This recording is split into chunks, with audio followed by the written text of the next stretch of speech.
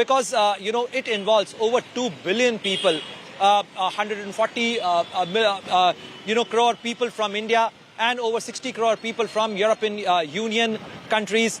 And this partnership is going to reshape, this is going to impact over 25% of the global GDP. Over 1/3 of the global trade is will get impacted after this partnership. Prime Minister Narendra Modi holding talks with the leadership of European Union.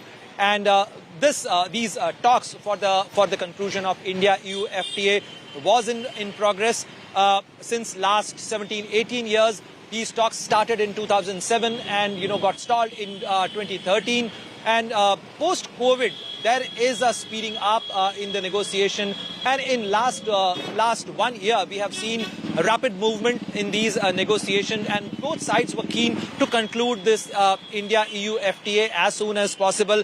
Once implemented, this India-EU FTA is going to impact over 90% tariff lines of the goods and commodities and services traded between India and European Union.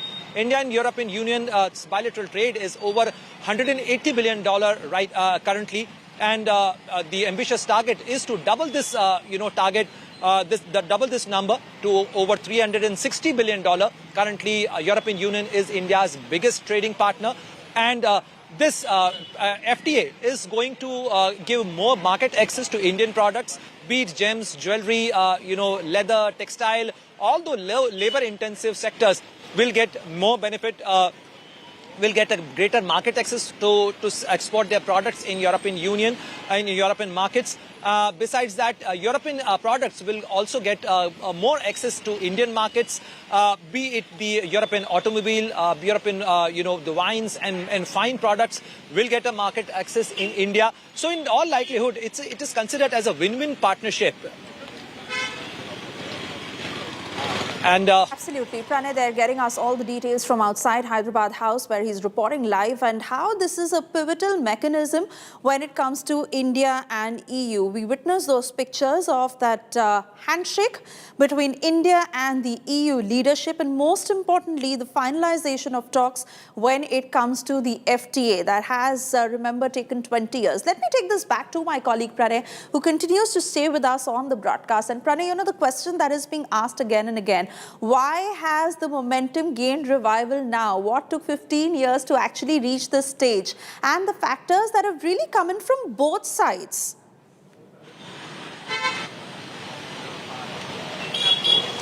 Suisha, as they say, people say in India that everything has its own time. So India-EU FTA took its own sweet time to culminate.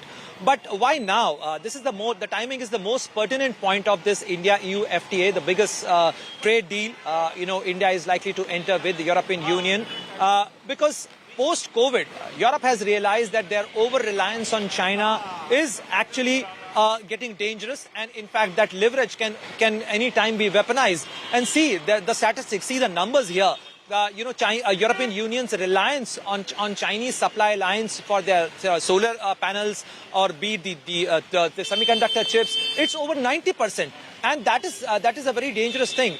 Besides that, Europe has also realized that they are manpower deficient, entity, and they need, good talent. They need professionals, and these professionals can only be supplied by a reliant country, a country with whom they share democratic values, they share the economic ethos, and country like India can be a robust and a strong partner with European Union, and therefore we have seen our momentum in these negotiations. And if you see, India has also changed many things in past. If you see, post 2014, India has entered into 8 FTAs, and out of these 8 FTAs, around 4 FTAs were concluded in last 1 or 1.5 years. We have seen how India has concluded an FTA with UK, India has concluded an FTA with Oman, with New Zealand, and now with European Union as a bloc, the world's largest economic bloc. And what we are looking at here is to double up our business of the bilateral trade with India and India and FTA and EU which is at around $180 billion currently. And in all likelihood, the FTA is likely to take this figure to around $360 billion, which is a very ambitious target and a very ambitious number. And certainly, this number is going to get translated into greater market access for Indian products into European markets, for greater investment in India. For the rapidly growing Indian economy, we need technology, and that technology can come to India from Europe. We have seen that, how European companies are operating in India. Around 6,000 European companies are there in India. Around 35 million jobs in India are dependent on this India-EU bilateral trade. And in all likelihood, that number is going to go up. So certainly a country like India, where we have large number of human resource and we need job opportunities, this FTA is likely to take that number up. It is likely to create more jobs for Indian people, and that's why Prime Minister Narendra Modi has congratulated youth of India. Just a while ago when he was addressing, he congratulated Indian youth that they are going to get benefited out of this India-EU FTA, where more jobs will be created. The new sectors are also likely to come up. Europe has invested a lot in green technologies, Suesha, and India has put a very ambitious target of becoming net neutral by 2070. For that, India is diversifying its energy kitty. We are investing a lot in green technologies, in carbon neutral technologies, and therefore that partnership can also help India to reduce its carbon burden and its carbon footprint. So in all likelihood, that partnership is going to bring a win-win combination and a win-win proposition for both India and European Union. Oh yes, absolutely. Pranay, do stay on. We also have Chetan Bhutani with us on the broadcast. He's joining us from outside the Hyderabad House. And Chetan, while many aspects of this pact are now being discussed, especially how it is in the benefit of Indians and what we are going to gain when it comes to certain specific sectors, but most importantly, how agriculture and dairy are very sticky points. India has made that amply clear that this is in the best interest of our Indian farmers. This will be kept out, and that is a place as far as imports are concerned where these two sectors will not be involved. Well, absolutely. India has been critically talking about how they will not be budging towards opening up the dairy and the agriculture sector, because remember, Trump in its previous addresses also has mentioned that India is being very sticky and not being reliant on agriculture and dairy, and Prime Minister Modi himself has said that the government is very, very, very serious about not opening up its farm and dairy sector, because it is a very conscious sector and the government wants the benefit of its farmers.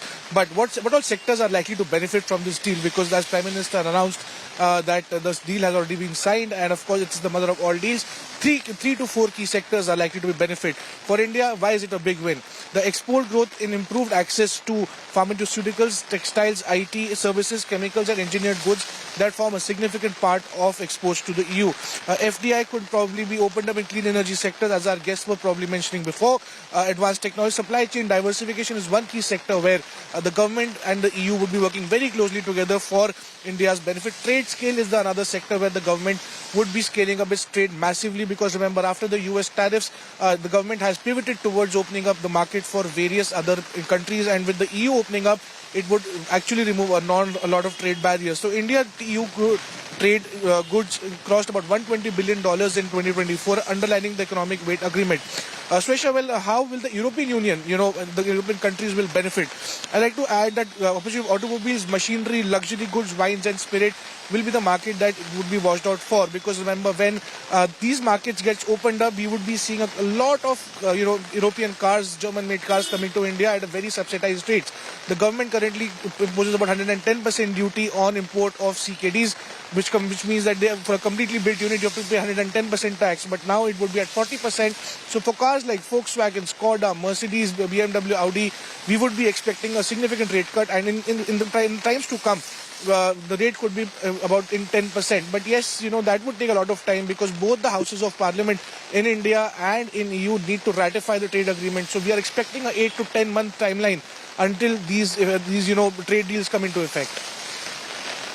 Chetan, I request you and Pranay to stay on with us as we break down all these details for our viewers to really understand how this EU deal is advantageous for India, what exactly is it going to do for our exporters, for our importers, and most importantly, how farmers and agriculture and dairy products have been kept out of it. Now, exporters primarily to get huge relief from Trump's tariffs, given the high US tariffs and the global trade disruption that it has caused. India, of course, taking the hit. So that is one aspect that certainly will see a relief. An alternate market that it will provide for tariff hit exporters, and that is where the EU market opens up for India. This could certainly boost exports to EU to the tune of $50 billion by 2031. Is how this deal has been planned, and the numbers that we are expecting to hit by 2031. The big gainers in particular will be the pharma sector, the textile sector, and the chemicals industry that will hugely gain from this trade deal. Of course, the politically sensitive agriculture and dairy products have been protected in the interest of the Indian farmers, but largely all these sectors, like I mentioned, are hugely going to gain from this trade deal. Let's listen in to those statements that were made by Prime Minister Narendra Modi that draw the roadmap to how this deal has been carved out. दुनिया में लोग इसकी चर्चा mother of all deals के रूप में कर रहे हैं। ये समझौता भारत के 140 करोड़ लोगों और यूरोपीय देशों के करोड़ों लोगों के लिए बहुत बड़े अवसर लेकर आया है।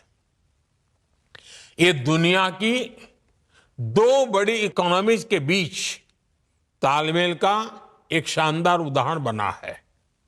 ये समझौता ग्लोबल जीडीपी के करीब 25% और ग्लोबल ट्रेड के करीब 1/3 हिस्से को रिप्रेजेंट करता है। ये समझौता ट्रेड के साथ साथ डेमोक्रेसी और रूल ऑफ लॉ के प्रति हमारे शेयर्ड कमिटमेंट को भी सशक्त करता है।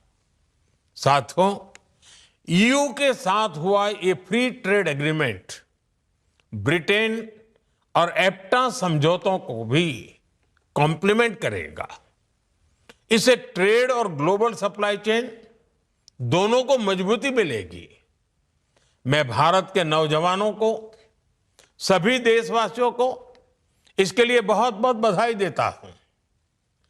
मैं textile, James and jewellery, leather and shoes ऐसे हर सेक्टर से जुड़े साथियों को भी बधाई देता हूं। ये समझौता आपके लिए बहुत सहायक सिद्ध होगा। साथियों, इस ट्रेड डील से भारत में मैन्युफैक्चरिंग को तो बल मिलेगा ही, साथ ही सर्विसेज से जुड़े सेक्टर का भी और अधिक विस्तार होगा।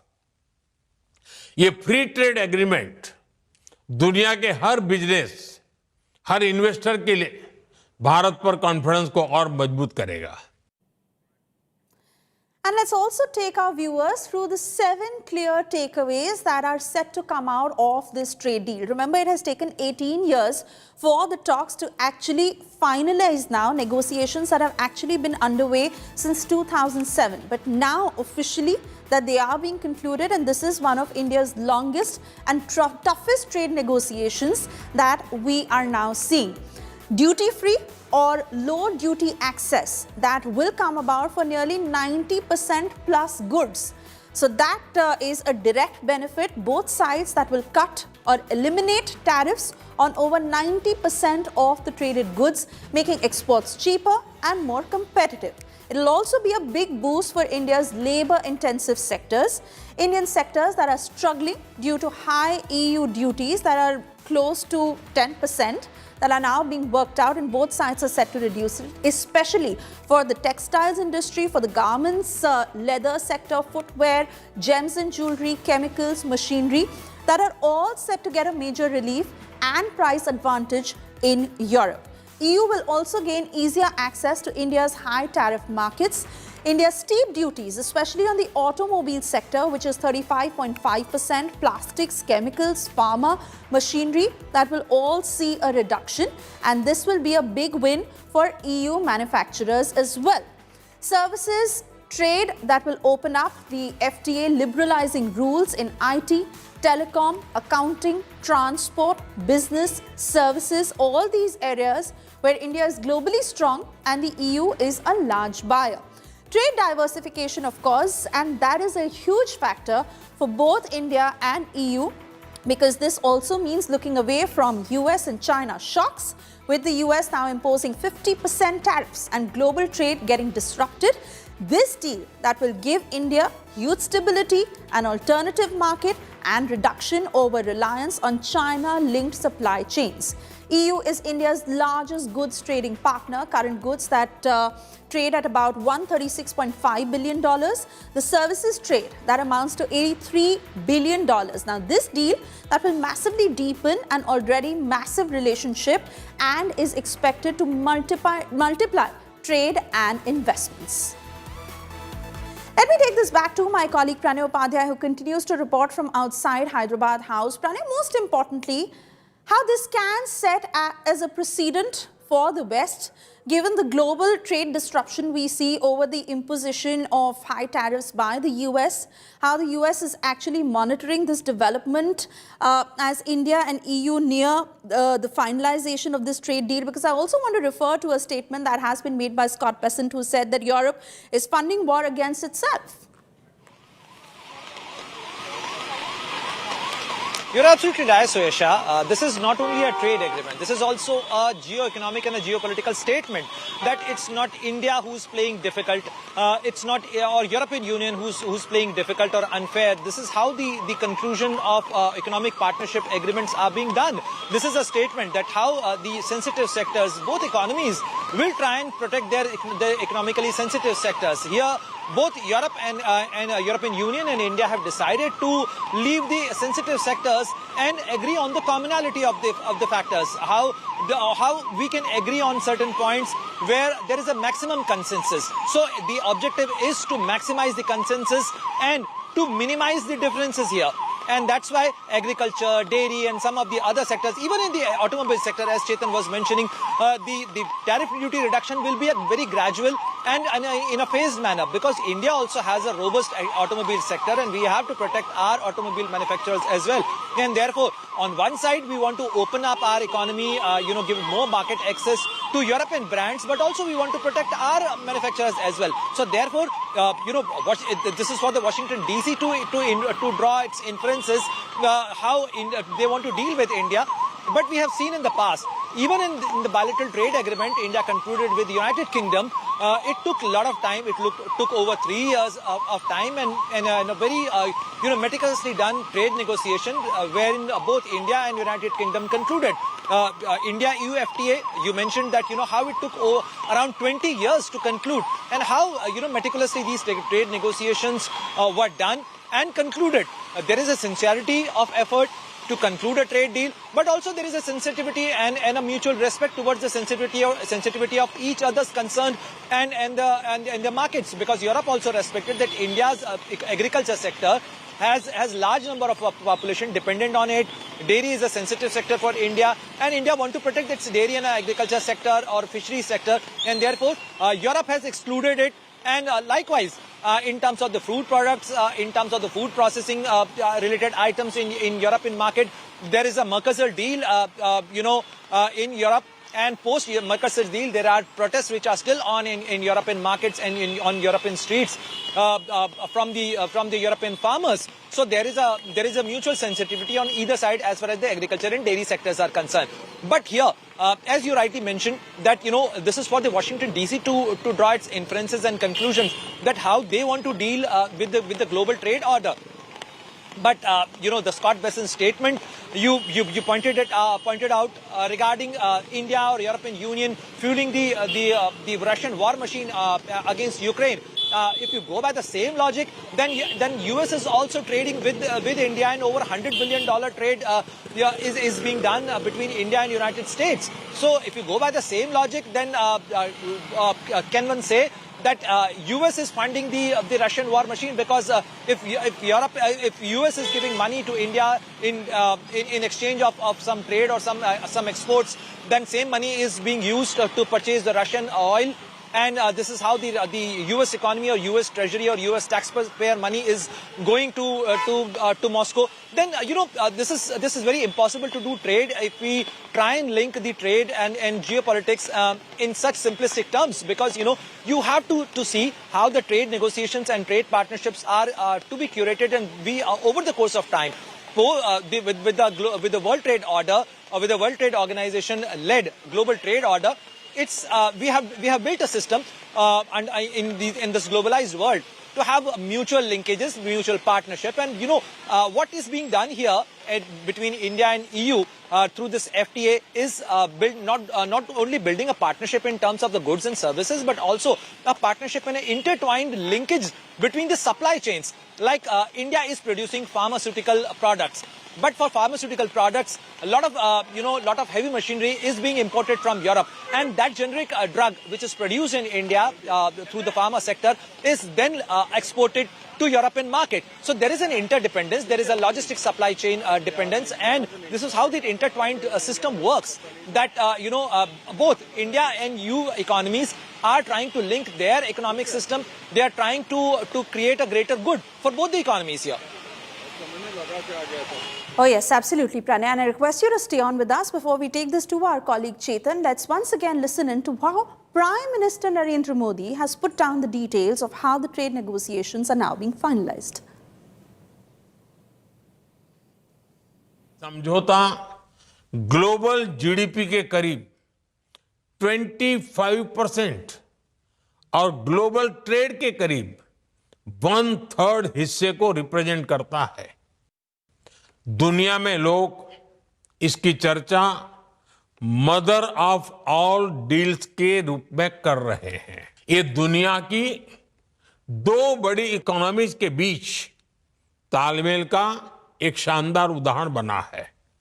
ये समझौता ट्रेड के साथ साथ डेमोक्रेसी और रूल ऑफ लॉ के प्रति हमारे शेयर्ड कमिटमेंट को भी सशक्त करता है।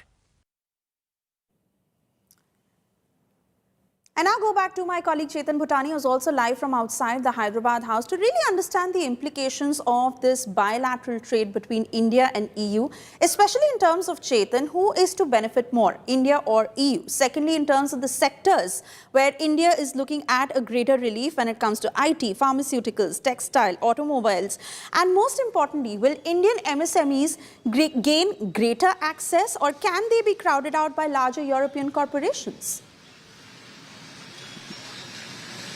Shweta, the biggest beneficiary beyond cars and automobile sector is likely to be the goods trade, because Indian textiles and garments face about 10% duties in the European Union. This would help actually garment manufacturers, exporters to face significant amount, to reduce significant amount of duty that could actually empower these traders to export more to the EU. In fact, as my colleague Pranay was pointing out, that government also has to take in account the Make in India initiative and not just give complete and free access to any other country that's coming in. The government, of course, would be keeping in mind that they do not want to completely freeze those sectors and eventually start spoiling and harming the Make in India initiative. So yes, electronics, machinery inputs sourced from Europe, as Pranay was also pointing out, would be one of the biggest beneficiary beyond auto sector. This supports Indian manufacturers who currently bear high import costs. That is also likely to be benefiting.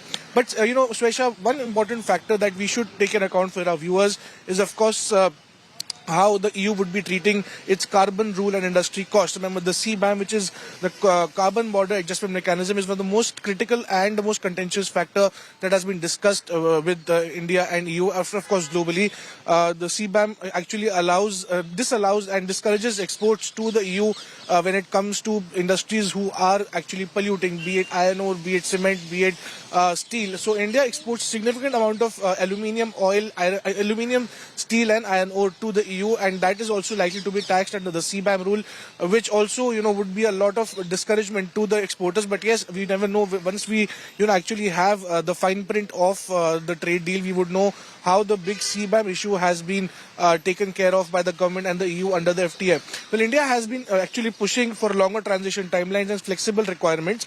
But yes, the government, but EU has also been very rigid upon protecting its interest under the CBAM. The compliance cost for steel sector could be increased by 3% to 8% depending on the product's emission footprint. This is a burden that could actually last on the industry that might to bear, because the government won't really do some hand holding here. So yes, some CBAM related issues would be coming up in the FTA, but yes, beyond that, we would be expecting 90% of the industry to actually have an open and free trade access to the EU, and subsequently for India as well, we would have access to their market. So it's a win-win situation for all, and as everybody is calling it the mother of all trade deals, it would actually be a lot beneficial. But yes, we'll have to wait until the fine print and the blueprint of the deal really comes out. Oh yes, absolutely, and we are waiting for that. But as we are reading into every detail, let's also break down, I beg your pardon, the sector-wise impact of this FTA, the largest exports that have happened to EU, especially in the year 2024-2025. So when we talk about refined petrol, it is stands at 15%, electronic goods that stand at 11.3%, textiles and apparels that stand at 7.6%, organic chemicals at 5.1%, computers, machinery at 5%, iron and steel at 4.9%, pharma at 3.3%, gems, jewelry at 2.5%, and the auto sector at 2.2%. So this really entails how exports to the EU have happened in the year 2024-2025. Now let's also talk about the largest imports from EU. This is again in 2024-2025, and let's say that in computers and machinery, when we are talking about the largest imports from EU, that has been at $13 billion, electronics at $9.4 billion, aircrafts at $6.3 billion, medical devices at $3.8 billion, gems and jewelry at $3.5 billion. So that is how it amounts to as far as the year 2024-25 is concerned. But of course, looking at the finalization of this bilateral agreement, remember, it has taken more than 15 years for the FTA to now reach a state of conclusion, and the very reason that it is called being the mother of all deals. US going ballistic over India and EU finalizing this trade deal.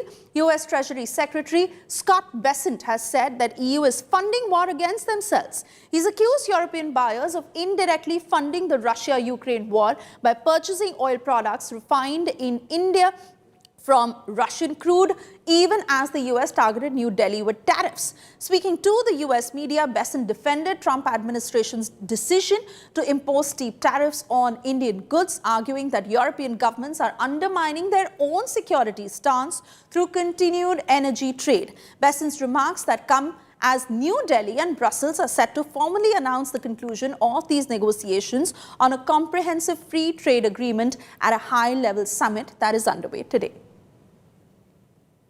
The U.S. has made much bigger sacrifices than the Europeans have. We have put 25% tariffs on India for buying Russian oil.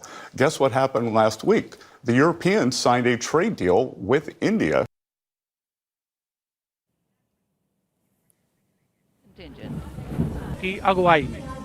And remember, while the press statement that is expected at about 1:30, a detailed press briefing that will happen at 4:30 this afternoon. But why really is India hoping for this trade deal to come about with Europe, and what is it that Europe faces today? Trump bullying, of course, that becomes one of the hugest factors. Unpredictable US policies that strain transatlantic trust and long-term planning. Europe faces pressure to align without guarantees of consistency. That becomes a problem for both sides. Russian aggression, then again, as Russia's actions threaten European security and energy stability. An ongoing conflict that is forcing Europe to rethink defense and alliances. Chinese coercion, as China is using economic leverage to influence political decisions. Europe risking dependency without diversified partners. And what is it that India gains out of this? What is it that India is also offering? The vision of stability under Prime Minister Narendra Modi's leadership, strong governance, clear foreign policy, giving India strategic predictability, this stability that reassures long-term European cooperation. Steadily growing market, India's economy that continues to expand despite global slowdowns, European businesses that gain access to sustained growth opportunities. A massive consumer base that this is set to create, India's young, expanding population that drives long-term demand, and it offers Europe scale that fewer markets can match. We'll continue to keep a very close eye on all the developments that come about from Hyderabad House as important negotiations are underway. For the moment, a short commercial break. We'll be back on the other side with the very latest. Do stay tuned to India Today.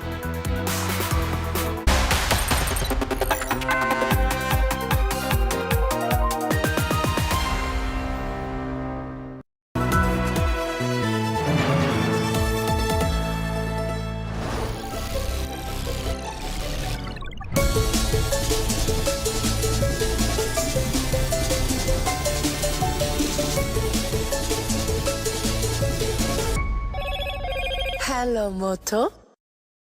आपको शायद पता नहीं होगा, अपार ने INS Vikrant के लिए 150 से ज्यादा तरह के केबल्स बनाए हैं। देश के टॉर्पीडोस में भी हैं अपार के केबल्स। वंदे भारत भी अपार के केबल से ही स्पीड पकड़ती है और यही वायर्स और केबल्स हमारे घरों को भी पावर करते हैं। विश्वास इसमें अपार, तभी तो ये है देश का तार। Introducing Motorola Signature. Don't blend in, stand out.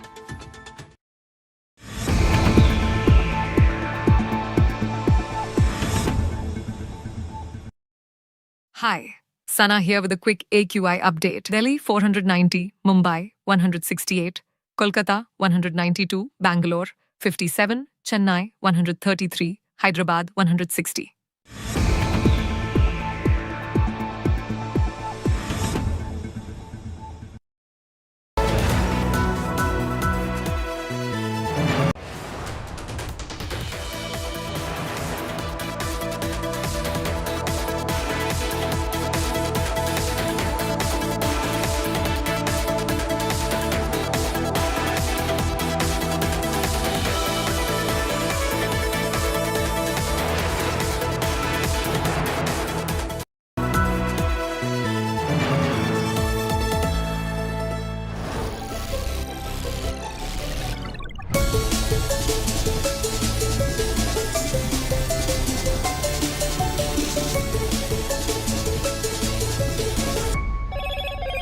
Hello Moto. Introducing Motorola Signature. Don't blend in, stand out.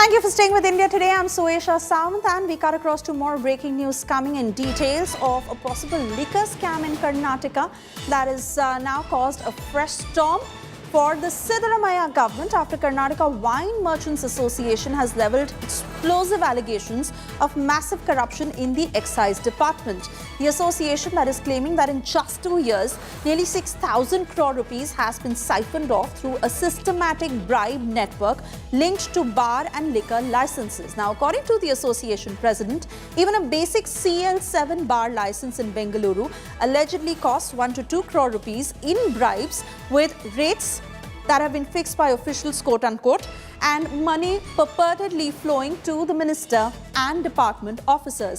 Merchants say that they have repeatedly complained to the chief minister, but no action has been taken so far. Frustrated traders who now plan to write to Mallikarjun Kharge and Rahul Gandhi demanding intervention.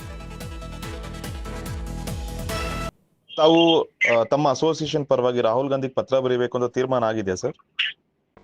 ತೀರ್ಮಾನವೇ 3ನೇ ತಾರೀಕು ಸದನದಲ್ಲಿ ಅಂತಿಮ ತೀರ್ಮಾನ ತಗೊಳ್ತಾ ಇದೀವಿ. ಏನಂತ ಬರೀತೀರಾ sir ಬರ್ದ್ರೆ?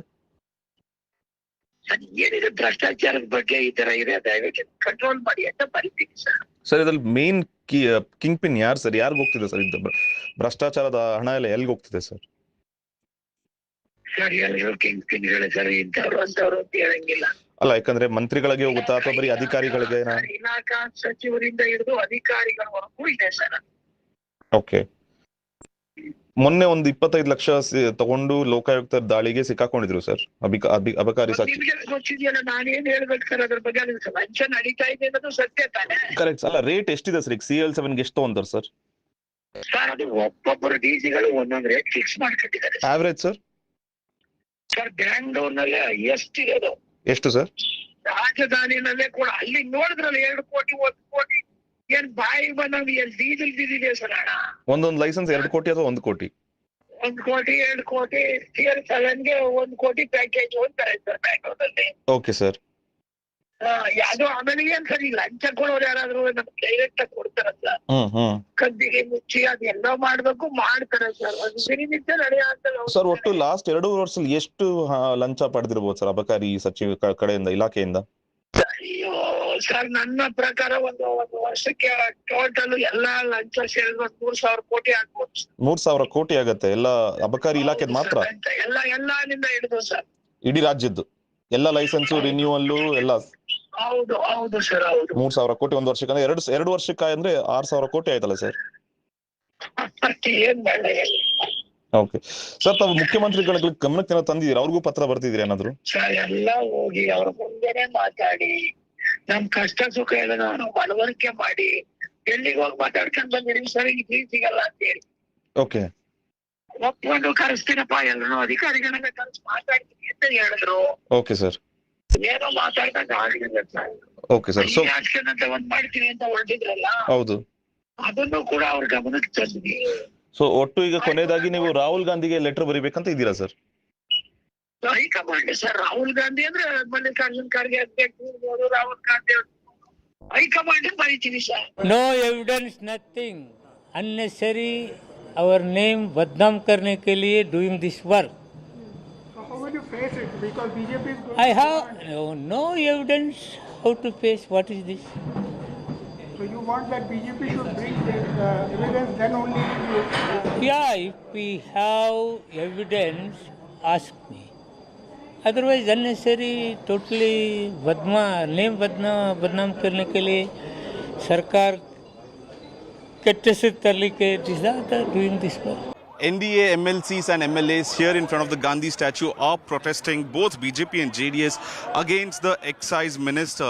They are saying that the excise corruption has increased so much that the Congress government has not taken cognizance. You can see the posters that the representatives are holding, saying they condemn the Bhashtachar or the bribery allegations that has come across against the excise minister personally, and their demand is resignation at this point of time. While this development happens, as the Wine Merchant Association are saying that they would write a letter to leader of opposition Rahul Gandhi and Congress President Mallikarjun Kharge against Thimmapur, who is the excise minister of Karnataka, that the association claims that the bribe has gone up to 6,000 crores over the last 2.5 years in this Congress government, especially in the excise department. And now the BJP are protesting, saying that they need the resignation of the excise minister on the same scam.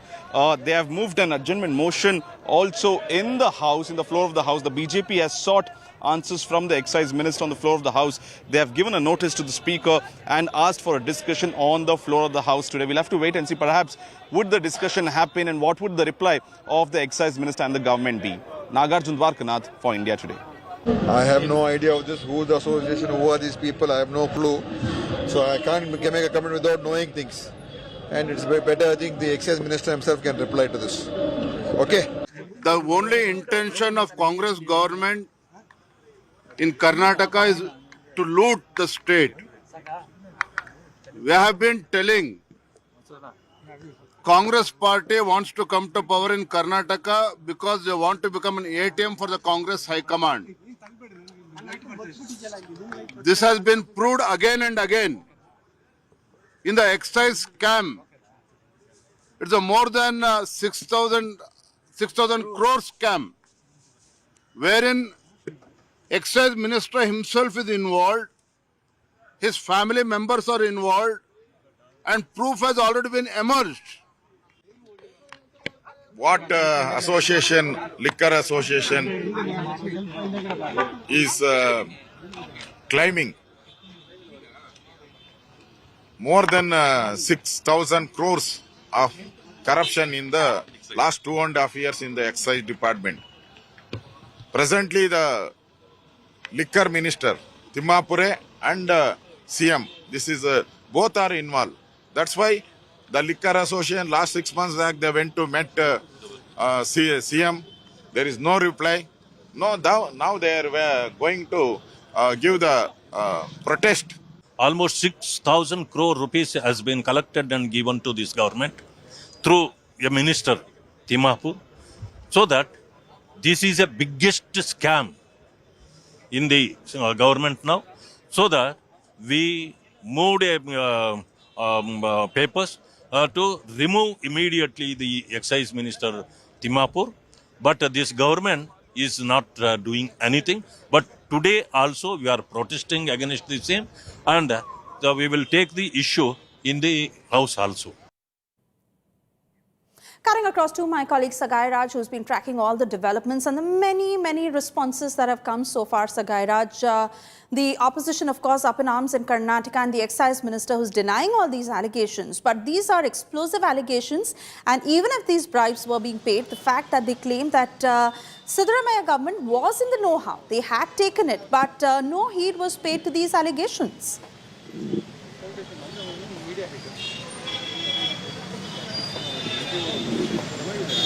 Absolutely. That's how the excise minister is justifying, stating that if there are any kind of allegations, they should come up with any kind of evidence and prove that there are malpractice done in this department and led for a 6,000 crore rupees scam. And even if you notice that wine merchants have threatened, stating that they will write to Rahul Gandhi on the allegations that they have made, that there are money which has been demanded for CL7 and various other license which should be issued for running business in the state of Karnataka, liquor business in the state of Karnataka.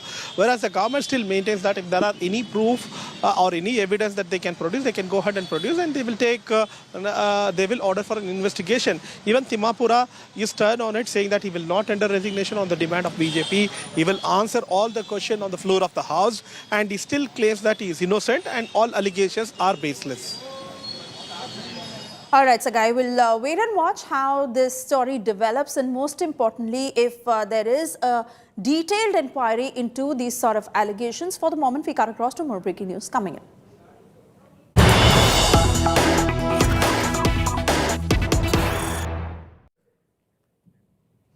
And we are now getting you India-EU trade deal scoop that no one else has, where European Union has said that the India-EU trade deal is expected to double exports by 2032.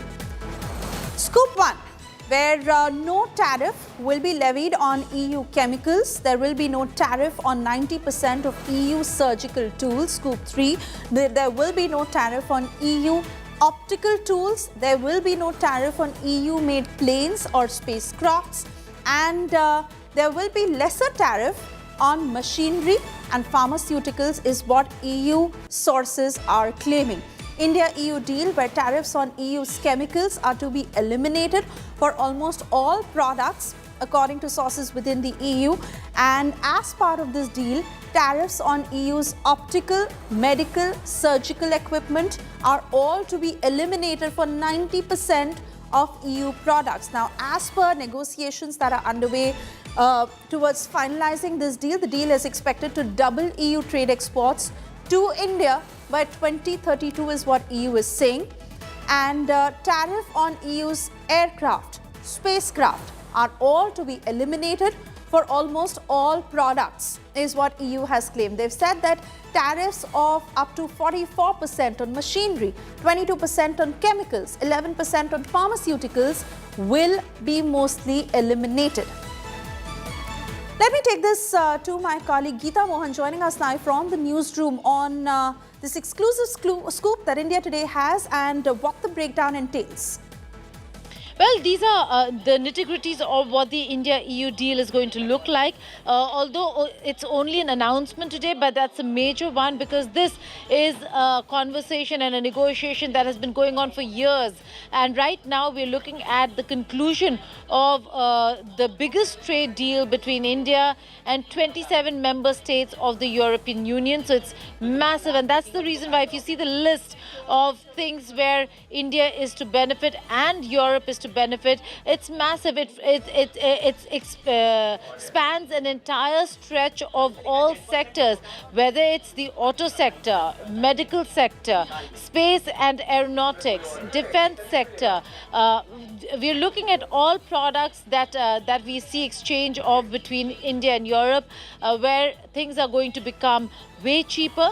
But then, of course, all this will happen once the entire trade deal is legally scrubbed, ratified by the European Parliament, cleared there, cleared here, and that's when we'll see the implementation begin. So it's a few months or more from now that we'll actually see the implementation of this.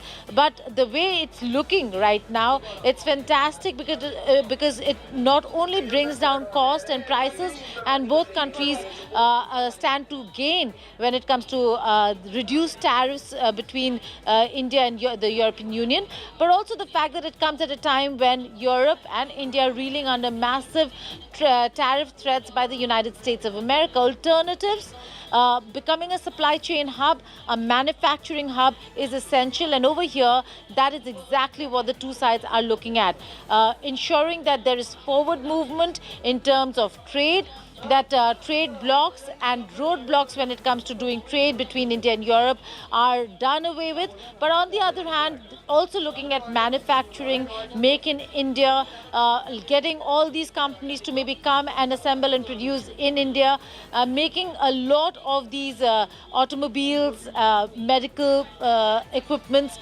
much cheaper. So it's like Ursula von der Leyen herself put it, mother of all deals. But then again, this is an announcement or the conclusion of the deal. Legal scrubbing will take place thereafter, where both sides will have to see and ensure that every word is not just on paper, but is legally looked into and cleared, and then it'll go to the European Parliament on their end and over here as well, needing clearances. And once the clearances come through, that's when the implementation of this big trade deal will take place. Oh yes, absolutely. And this trade deal that is being watched very closely by the West, the aim of course also is to reduce dependence on China, and Europe looking at India not just as a trade partner but also as a strategic counter is the question that is being asked. Like you're saying, Geeta, with the details coming in that exports are set to double in the next 7 years if the blueprint is exactly followed to how this trade deal is being finalized. But if we also would have players who will play spoil sport in between, how the West is watching. China, of course, understands the implications of what it'll be on it as India and EU are finalizing this deal. 4:30 is when there will be a clear picture to what is happening. But how do you see it panning out? Well, two very important parts of your question. One, the West is watching. Indeed, the West is watching, particularly the United States of America is the West in question over here. And Treasury Secretary Scott Bessent, not on one but on multiple occasions, has mentioned the India-EU trade deal. He's been talking about it, saying that while we impose sanctions on Russia or countries doing business with Russia, so that the war is not fueled and paid for, on the other hand, you have Europe that says it's a victim but goes ahead and does a deal with India. So you have such statements coming in from Scott Bessent, which means they're watching very closely what this deal is going to look like, while the India-US deal still is hanging in limbo. Having said that, the other very important aspect is about how this deal is going to go through and move forward when it comes to the European countries. There are many aspects that require a lot of sensitivities of both countries and both sides. One is to do with the fact that red lines for India or of India were respected and were kept. We, according to sources, we are told that dairy has been kept out, a thing that India does not want included or be part of the deal, where they would have to accept dairy products that they do not think would be palatable or acceptable to the Indian customers, given the distinction that Europe or the West does not make between the vegetarian and non-vegetarian when it comes to dairy products. So sensitivities, keeping those sensitivities in mind. But then again, India has taken into consideration the sensitivity of carbon when it comes to companies and how much carbon footprint they do have. That will have to be accounted for. So there are various aspects that have been looked into, but in terms of monitoring, once the deal is announced, and it's not at 4:30 is when the press briefing takes place, around 1:15, 1:30 is when the press statements of the leadership will take place. So it's in just some time from now that we'll be seeing the leaders come out of the delegation rooms to that hall, which is already ready with all the flags and the podium. The leadership will stand there and announce conclusion of the India-EU free trade agreement. Oh yes, absolutely, Geeta, and we've been monitoring every development very closely. Chetan Putani is also with us on the broadcast. Chetan, EU confirming to Reuters that exports are set to double by 2032. There will be no tariff on EU chemicals, no tariff on 90% EU surgical tools, no tariff on EU optical tools, no tariff on EU-made planes, spacecraft, less tariff on machinery, pharmaceuticals, for the very reason that this is being termed as the mother of all deals. Well, absolutely. As my colleague Geeta Mohan was pointing out, that, in a short span of now, we would be seeing the two leaders actually formally announcing the closure of the trade deal. But yes, the snippets that are coming out of, the flashes from Reuters that EU has confirmed to them is very significant, because we will see, apart from the automobile sector, we would see tariffs on machinery literally eliminated, which stands at currently 44%, which really means, India infrastructure story and factory upgrades at very lower cost. Second big benefit is, of course, to the pharmaceutical sector. We would see 11% duty mostly eliminated. That could actually intensify competition for domestic manufacturers and improve access to India's advanced medicines. Optical, medical and surgical equipment tariff, close to 90% of the products would be eliminated, which really means that, the optical, we would mean that cheaper MRI scans, surgical tools, lenses, hospital benefit and medtech imports will definitely surge, hereby giving a lot of cost advantage to India and, of course, the patients as well. The big winner, of course, would be in the aircraft and the aerospace segment. That would be a strong positive for Airbus in particular and aerospace suppliers, because that would literally mean Indian Airlines and, of course, the companies who are getting more orders from Airbus in particular would have to eventually pay out less to expand their field. The chemicals on EU, of course, would also be hugely benefited. We would see major export advantage in India's large chemical market, and of course, which have been a significant part of India's exports to the EU. Of course, EU estimates savings of nearly $4 billion per year in duties. That would really transform into, giving more cost advantage to our Indian labor workforce, because we also understand from our sources that the EU would be opening up its market to the Indian skilled workforce, especially in the IT space as well. So clearly, free movement of the Indian IT workspace would actually allow Indians to set up their base and give more advantage to the country back home, and of course while serving in the EU as well. So clearly, all in all, the mother of all trade deals is, of course, but yes, we'll have to wait and see the final blueprint of what really the FTA would be all about. Oh yes, absolutely, Chetan. And while it looks very promising at the moment, but it also must come about in the way that it is being projected, like Geeta had said. Geeta, I want to come back to you to understand, how does this deal compare with India's FTAs with the UAE, Australia, UK, and will this FTA also strengthen India's bargaining power in the global supply chains? Well, to begin with, just the amount that we're looking at is manifold because with the UAE, with the UK, it's a country-to-country bilateral. Over here, we are looking at India and 27 member states of the European Union. So that's how big it is. We are looking at 27 countries of the developed world cracking a deal Interrupt with you here, India. but you must describe to us the live visuals that are coming to us from the Hyderabad House, where both sides across the table negotiating this very important FTA that has taken 18 years for finalization. And now as we close and rather literally conclude the negotiations and the reality to come in, especially when it comes to benefit for both India and EU. We stay with these pictures coming in from Hyderabad House. Over to you, Geeta. That's the delegation level talks that have just begun. We're looking at Prime Minister Narendra Modi flanked by Principal Secretary, External Affairs Minister, the officers in charge of the desk when it comes to European Union, the ambassadors in charge, and on the other side, Foreign Secretary and National Security Advisor as well. On the other side, we're looking at Ursula von der Leyen, European Union Commission, the European Council President, and Kaya Kallas, who is the High Representative on Foreign Affairs and Security Policy. So very strong leadership level conversation that is going to take place between the two sides. We also have Sefcovic, who is the key negotiator on trade. He's flanking Ursula von der Leyen on the right-hand side, and he's the key negotiator when it comes to trade. So important, very important delegation when it comes to both the sides who are sitting.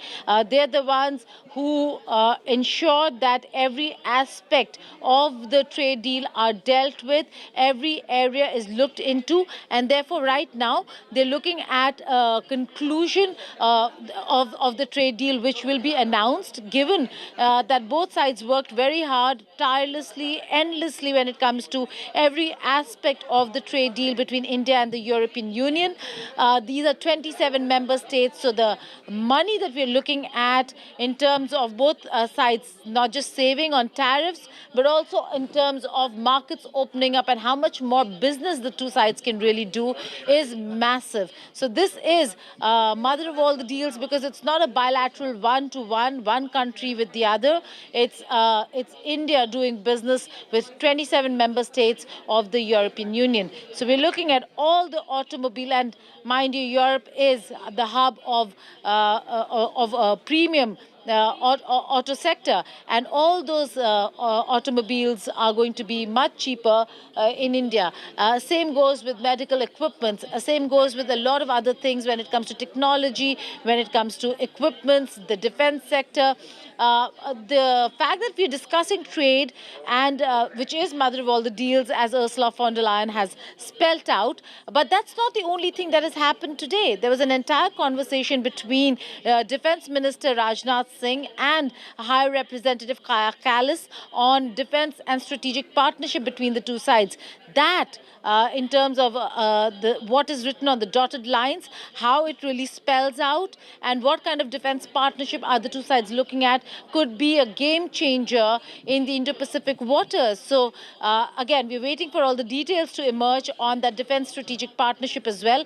But this is historic in not just the sense of how the two sides are looking at engaging on the front, on trade front, but also on a strategic front. So this is a partnership that they're looking at from the prism of how it's not just about business or economics, it's about strategic economics and strategic partnership between the two sides, given that the variables today in geopolitics are so different from what it was in the past, that there are no permanent reliable partners, more so for Europe than for India, and Europe realizes that.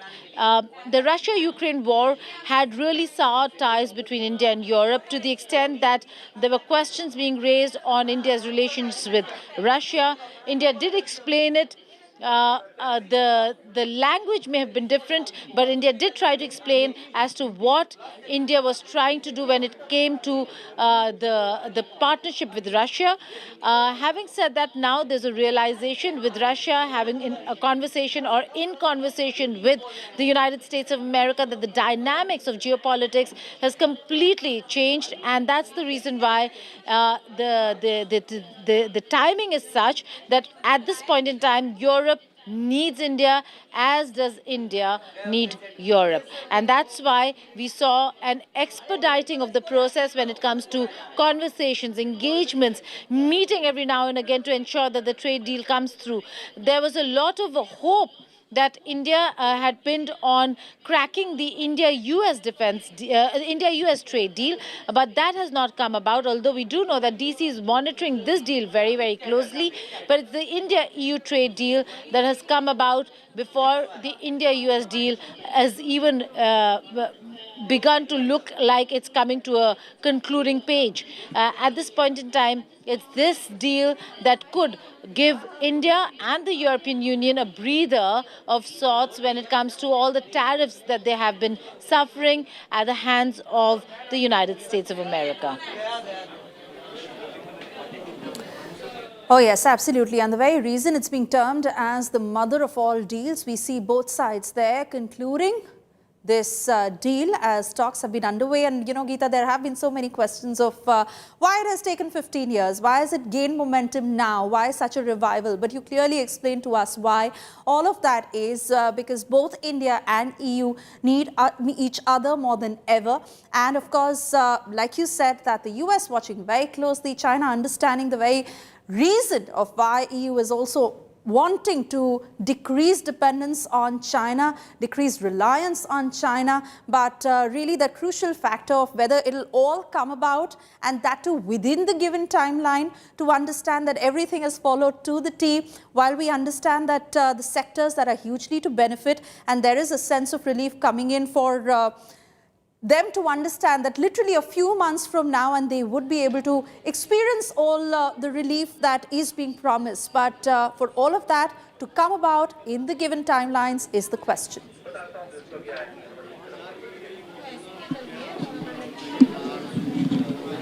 Geeta. Well, yes, absolutely. But to saying that this is only to counter China would not be correct, because, again, it's a completely changed world order. Look at the countries in the European Union and look at how many of them have already engaged China bilaterally. We're looking at France. We're looking at Keir Starmer, even if UK is not a part of the European Union. We're looking at Ireland having gone. We're also looking at a Merz visit, that's the German Chancellor, to China. So nobody is going to counter or look at stop engaging China because they're engaging another country. They are creating alternatives, as should India and as is India, because of the changed environment when it comes to weaponization of tariffs. That certainly has become a problem with the United States of America weaponizing tariffs. But does that mean that this is a counter-China move? Not really. In fact, it's an eye-opener that more than anything else, everybody's looking at and looking to China as well. So they've created their markets, they're creating their corridors, they're creating their space to engage with anyone and everyone. There was a time when countering China was imperative because that's what the United States of America, their reliable, all-weather friend and partner, really wanted. But today, in today's times, when America has changed the rules of the game and rules of engagement, that certainly does not stand. And that's the reason why Europe is looking to secure its own interests. So is India, and so are many other countries across the world. And that's the reason why they're engaging every country that they think they need to remain in business, to do business, to ensure that the supply chains are not disrupted. And China is really key to that supply chain, not just for Europe, but even for India. India's trade with China has increased manifold. So it's not a counter, it's just one more aspect to not depend on one country or the other, which also includes China, to not depend on China alone. But there is a clear understanding, Geeta, that EU is a slowing economy, and would also bring us to the question, is India negotiating from a position of power, from a position of strength? EU really pushing for greater cuts when it comes to the auto sector, greater tariff cuts, and really to understand whether the FTA is truly reciprocal, or India is gaining more, or is it the EU that is gaining more? Well, I think it's no longer being looked at as a deal where which side is engaging or negotiating from a position of strength. Every country and every bloc has felt the strain of the weaponization of tariff. So I'd say that this was coming from a position of mutual respect, that the two sides need each other, that there have been compromises that have been made, there have been sensitivities that have been taken into account, which is very, very important and essential, and which is what has happened over here.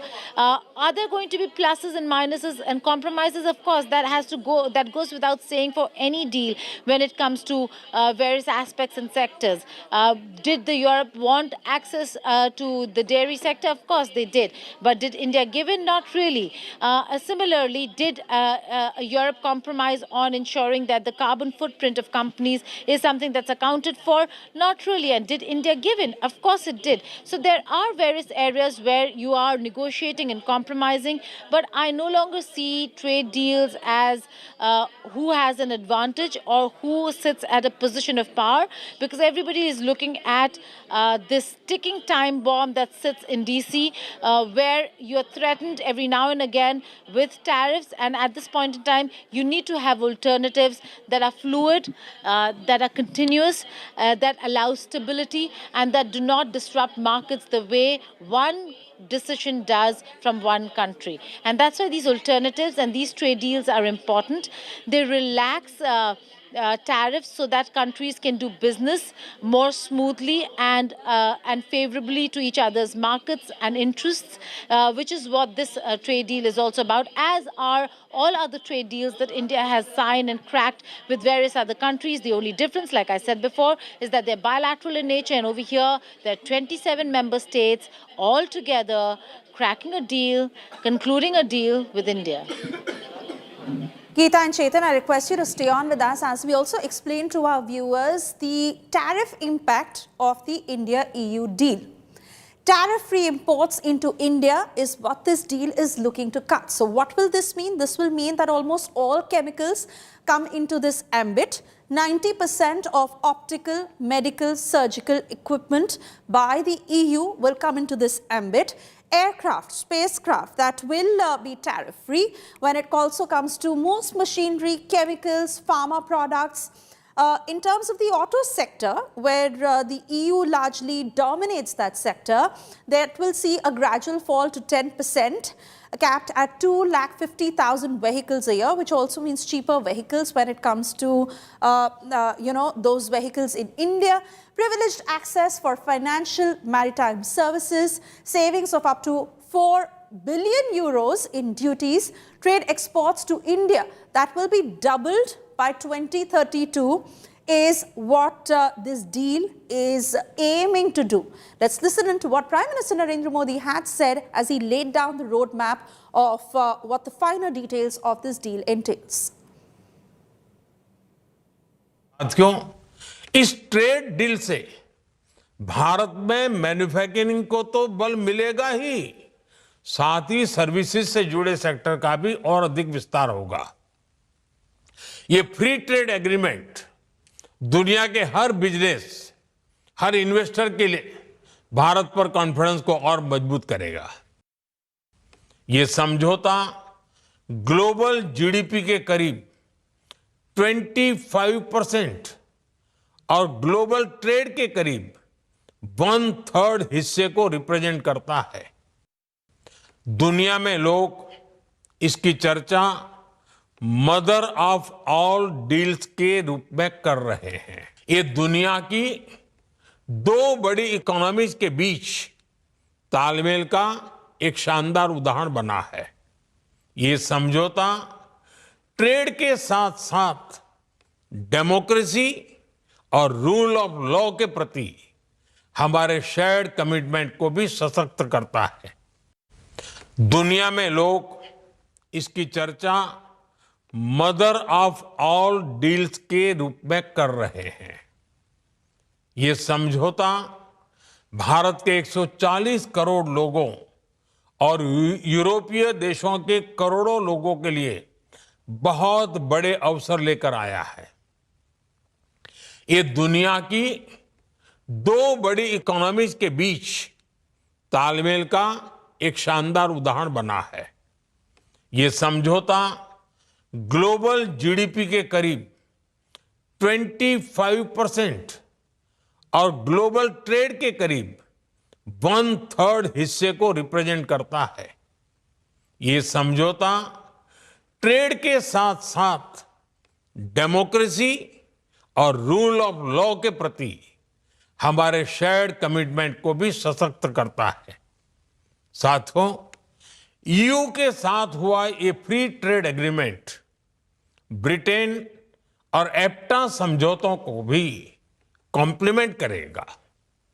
इससे trade और global supply chain दोनों को मजबूती मिलेगी। मैं भारत के नौजवानों को, सभी देशवासियों को इसके लिए बहुत बहुत बधाई देता हूं। मैं textile, James and jewellery, leather and shoes ऐसे हर सेक्टर से जुड़े साथियों को भी बधाई देता हूं। ये समझौता आपके लिए बहुत सहायक सिद्ध होगा। साथियों, let me take this to my colleague Chetan Bhutani, who continues to report live from outside Hyderabad House, to really understand, Chetan, whether this tariff elimination will be front-loaded or will it be phased out. Secondly, the question that is also being asked when it comes to Make in India, will it strengthen that scheme or will it weaken it? No, well, as Prime Minister was actually pointing out how the trade deal would actually, complement, because we also mentioned that along with the EU trade deal, the trade deal of EFTA and of course the Britain, it would be complementing each other and not really affecting Make in India.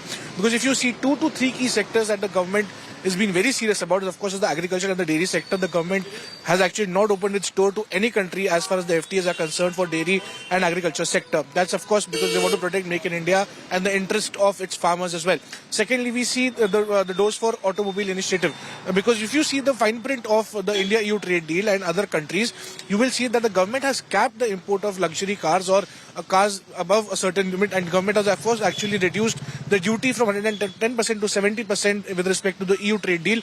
We would see that would be capped at 250,000 units annually, because the government really wants to promote its Make in India and not hamper it by completely opening up its economy to the other countries and of course hamper the Make in India initiative.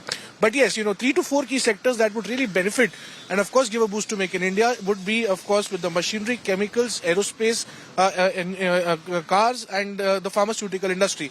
Because remember, see, India has always been advocating in the past 15 years on Make in India initiative, whereas the government is also making various policies. With the opening up of the pharmaceutical sector, we would see a healthy competition between the domestic players and the international players, because we'll see cheaper MRI scans, we'll see more competition coming into the market with respect to surgical equipment. We would see better facilities for India's medical healthcare services. So yes, that would definitely open up the domestic economy and give a boost to domestic manufacturing as well. When it comes to the chemicals and the machinery tariffs, Suresha, we'll see that for machinery the tariffs would be eliminated by about 44%. That would really provide a boost to the Make in India initiative. Chemicals would of course help the FMCG sector, the Indian pharma, and lowering the import cost. All right, Chetan, we'll have to reconnect that line with you. There seems to be a technical snag, but I want to take my other question to Geeta, who's also continues to stay with us from the newsroom, Geeta, to understand the aspect of technology transfer that is being promised. Is it being rightfully built in as part of this agreement, and will it follow? Also, in terms of how Europe is looking at the Indian market, is it looking at it purely from a consumption basis, or are they also likely to manufacture in India? Well, absolutely. They're looking at manufacturing in India as well. That's the end game when it comes to critical technology as also defense sector. But we're still waiting for details when it comes to technology transfer completely, because defense works very differently, does not work as a block. Although Dassault Aviation and Tata are going to sign an agreement when it comes to joint production, manufacturing, so on and so forth. But having said that, the technology transfer is a very sensitive area. It might not be complete 100% technology transfer on everything, but there might be some areas where they're looking at complete technology transfer, some where it'll be 85%, some where there are very critical technology where there might be some sort of an understanding of how to cooperate and share that technology. So that's an area where, again, we'll have to look at the legal scrubbing that really happens, after which there'll be clarity on what kind of technology transfer. But the fact that there is technology transfer that has been included and is part of this entire conversation itself goes to show the kind of trust that the European Union attaches to India. It is very rare to have a bloc really look at such an aspect where a lot of trust is required. And India is a country that they've engaged with for a very long time. And every country from that bloc individually, bilaterally, has also engaged India when it comes to defense strategic aspects. So, and France being one of the biggest names when it comes to defense and technology transfer and cooperation, joint production, co-production, moving assembly lines to India. So yes, there is a massive Make in India push, like Chetan was saying just a while ago, and we'll have to wait and see how that really fructifies and how long will it take for this entire FTA to be implemented, to come into action. Right. Geeta, I'm being told that Chetan is also back with us on the broadcast, and really to understand that other aspect from you, Chetan, when it comes to students, researchers, Indian professionals, are they likely to get visas, I beg your pardon, easier when it comes to mobility access in the EU markets?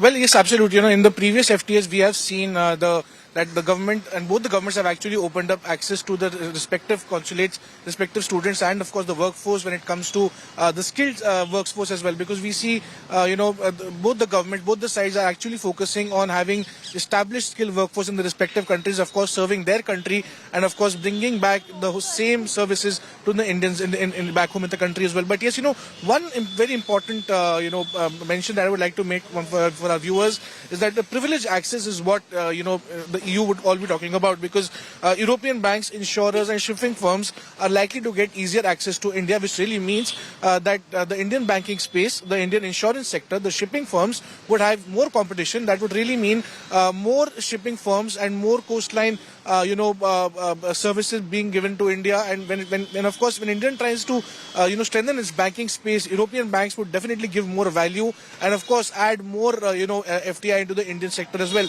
The government is of course opening up its key sectors. We have opened our space sector. We have opened various strategic sectors that really aligns with the government easing its regulations and closing on all the Janta Raj and licensing systems. So clearly that's one step ahead when it comes to opening up of Indian economy, like the 1991 movement. But with the FTS as well, the government is opening up. We would see European banks, we would see European insurance firms really coming to India, establishing their base and their services into India. And of course, moreoverly, India would actually send their skilled professionals abroad to the EU to work in their services sector. And of course, healthy trade agreements will definitely take place like it has been doing in the previous FTAs as well. Right. Geeta, I want to understand from you the other aspect when it comes to the climate agenda and sustainable development. I already see you smiling on that one, but really to understand from you, will Indian exporters face higher costs when it comes to complying with the EU's green regulations? Well, that's right, and that's exactly what I was talking about, that there are companies who do not adhere to the carbon counting that Europe is very strict about.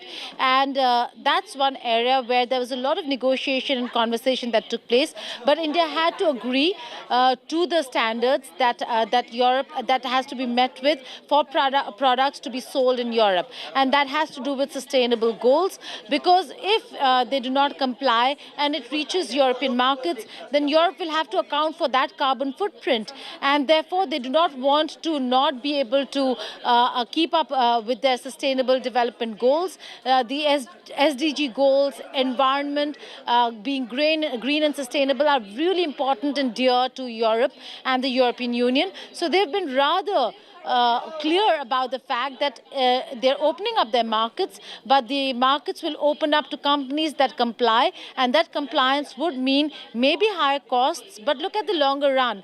In the long term, having companies in India comply with green regulations is important. Indeed, it should have happened even before Europe asked for it. The fact that Europe is asking for it and it is going to happen is and should be a welcome decision. Geeta and Chetan, I request you both to stay on with us to also tell our viewers how European cars are meant to get cheaper in the Indian market. Yes, this of course being the biggest impact on premium and luxury cars being sold in India. Fully imported models to get direct price relief, Mercedes, BMW, Audi, Porsche, Volvo, Volkswagen, all to benefit from this trade deal. There will be a limited impact on mass market cars, but luxury markets especially to see that sense of relief and become more affordable for the Indian buyers. Most models that are already made in India, but there will be no relief for electric cars for now. Really to break down that aspect with my colleague Geeta Mohan, who continues to stay with us on the broadcast, given the rising market of electronic cars that we see in India, but the fact that there is no relief there, also to understand that if we go the green way, that should be the norm in the years to come. But luxury segments certainly seeing that relief, and for those who want to go and buy their BMWs and Mercedes will find it cheaper.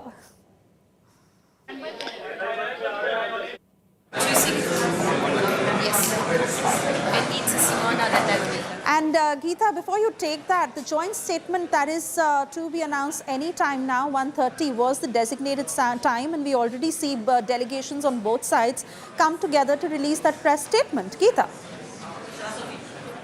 The delegation is out, which means they're just waiting for the leadership, that being Prime Minister Narendra Modi, European Union Commissioner and Chief Ursula von der Leyen, and the European Council President António Costa. So the three podiums that you see are all set for the leadership to arrive. The delegation has already come into the hall, which means that in moments from now, the leaders are really going to come out and deliver their opening remarks to the press on what this deal is, which basically means announcement of the conclusion of the free trade agreement between India and the European Union. You can see their conversation, an animated conversation between the European delegation, Safovich, and National Security Advisor Ajit Doval, Foreign Secretary Vikram Misri right behind him.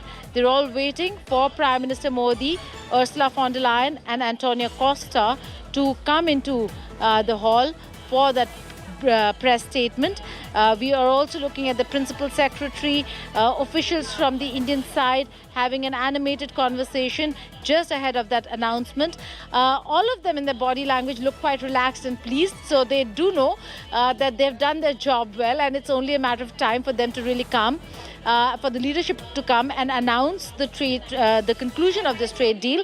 But like I said, there's a lot of legal scrubbing that will happen after the announcement, and there are some aspects that still are to be discussed and ironed out. So there are issues that will be ironed out, legalities that will be looked into, and a clearance that will be sought from the European Parliament, after which this free trade agreement will come into action. So a joint statement, press statements by Ursula von der Leyen, António Costa and host Prime Minister Narendra Modi.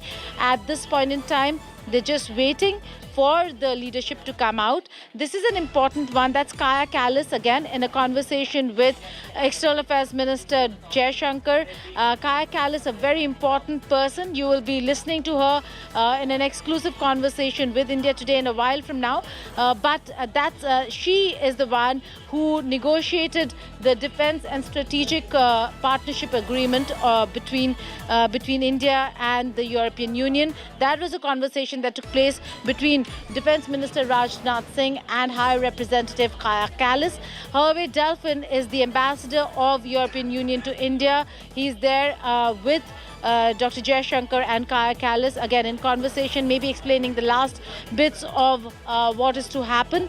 But then this is a very important one. Tariffs being cut on various things across sectors, and trade becoming smoother and more hassle-free between India and the European Union that consists of 27 member states. It's massive, it's huge. Again, we'll have to wait and see how European Union is going to react to the conclusion of the trade deal and the legal scrubbing of the trade deal, because should there be concerns, should there be pressure from the United States of America, will there be other member states or some member states who will raise concerns? These are issues that we'll have to wait and see as to what's going to happen. But for now, we do know that while we are watching these visuals, DC also is closely monitoring these visuals. So must be the embassy over here, closely monitoring the visuals. They will be reading every bit of that text that will be out. The joint statement, so to say, between India and the European Union will come out much later. For now, these are press statements by the leadership on what was discussed, and basically touch upon how the two sides are going to go forward, what this means for the two sides, and how important it is at a time when the world is going through not just crises after crisis, but the fact that there is a lot of upheaval when it comes to economy, global economy, and how geopolitics has now completely intertwined or is intertwined by various leaders with geopolitics and with decisions that have to do with politics more and strategic more than plain and simple trade. So weaponization of trade and tariff, in simple words, is the reason why we're looking at India and various European countries looking at alternatives.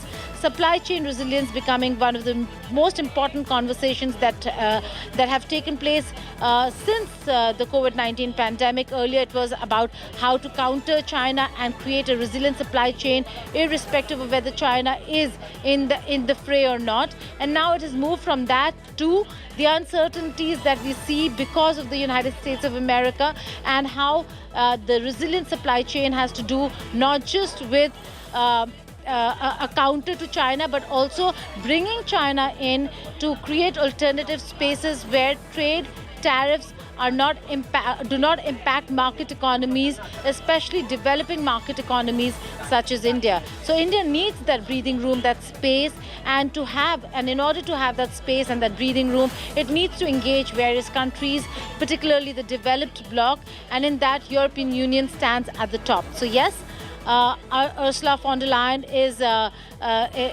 right in saying that this is the mother of all deals, because it's not a bilateral one-on-one between one country and the other. It's India striking a deal with 27 countries in one go. Oh yes, absolutely. And like you mentioned, the crisis and how resilient this partnership will be is where all eyes are. But even as since this morning, Geeta, we continue to explain to our viewers what this pact really means. What are the benefits that will trickle down both on India and EU? Which are the sectors that are to benefit the most? So like a short while ago, we were telling you how cars are to get cheaper and what this means for Indian buyers. Yes, that is the biggest impact, especially on premium and luxury cars. Fully imported models that are to get direct price relief. Mercedes, BMW, Audi, Porsche, Volvo, Volkswagen are all to benefit from this trade deal. There will be limited impact, of course, on mass market cars, but like we said, that the luxury segment, that is to see the biggest benefit. Now, most models that are already made in India. However, we also understand that there will be no relief for electric cars as of now. But we continue to stay with those pictures as the press statement, the designated time for which is 1:30 p.m. I also want to go back to my colleague Chetan Putani, who's back with us on the broadcast. Chetan, the one point that we've been trying to get to of how cars are set to get cheaper, especially luxury cars, and Indian buyers who see those high import duties, those taxes that are levied on them when they're out there to buy a Mercedes or a BMW or a Porsche. So that is set to get cheaper, but electric cars won't really see this benefit. See, very crucial for our viewers to understand that, with the announcement of this particular trade agreement with the European Union, the cars will not immediately get cheaper. In fact, when we see when the government is likely to reduce duties at 110% of a completely built unit, not manufactured in India, not manufactured in the EU, when that gets imported in. And Chetan, let's listen into the joint press statement.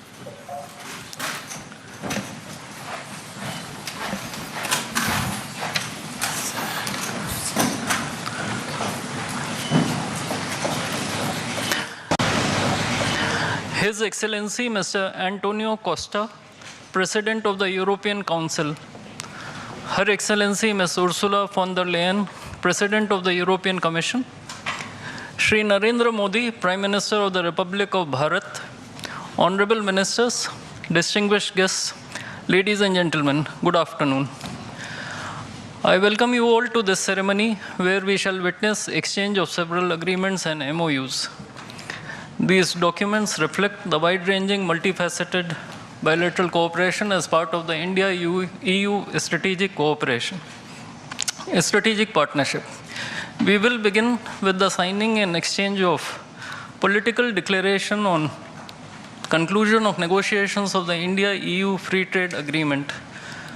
This document will be signed by His Excellency Mr. Maros Sefcovic, European Commissioner for Trade and Economic Security, and Shri Piyush Goyal, Minister of Commerce and Industry of India.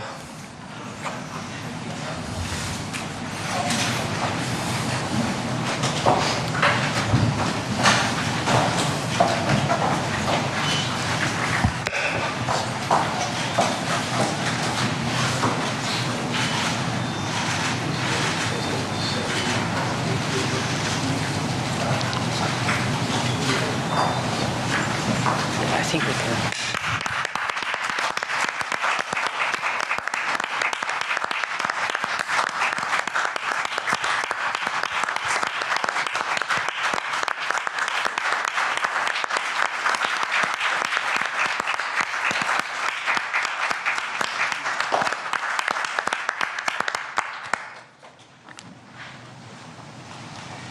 The next document to be signed is the India-EU Security and Defense Partnership.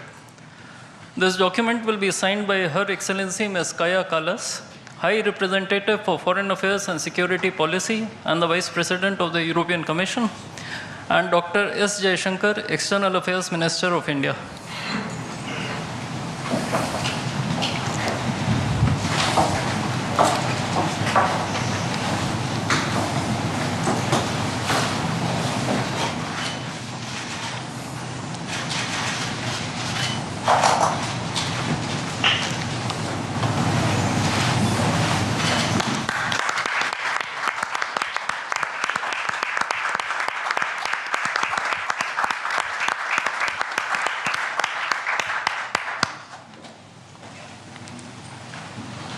We now have the signing of the comprehensive framework on cooperation on mobility. This document will be signed by His Excellency Mr. Maros Sefcovic, European Commissioner for Trade and Economic Security, and Dr. S. Jaishankar, External Affairs Minister of India.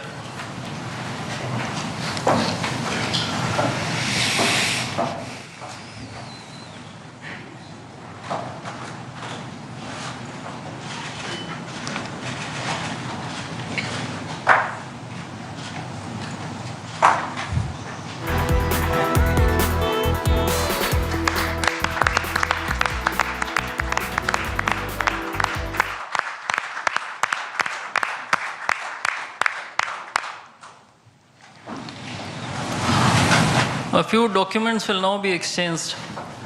The administrative arrangement on cooperation and disaster risk management will be exchanged between His Excellency Mr. Hervé Delphin, EU Ambassador to India, and Shri Vikram Misri, Foreign Secretary of India.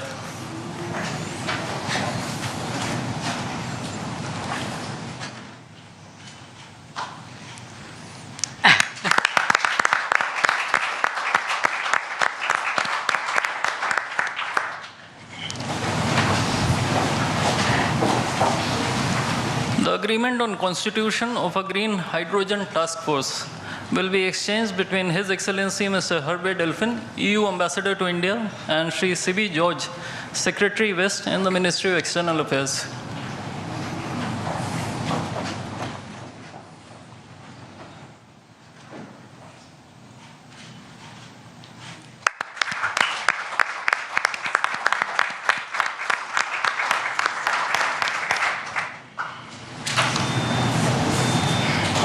Lastly, two documents, namely the MOU between the Reserve Bank of India and the European Securities and Market Authority, and the administrative arrangement on advanced electronic seals and signatures, will be exchanged between His Excellency Mr. Hervé Delphin, EU Ambassador to India, and Shri Saurabh Kumar, Ambassador of India in Brussels.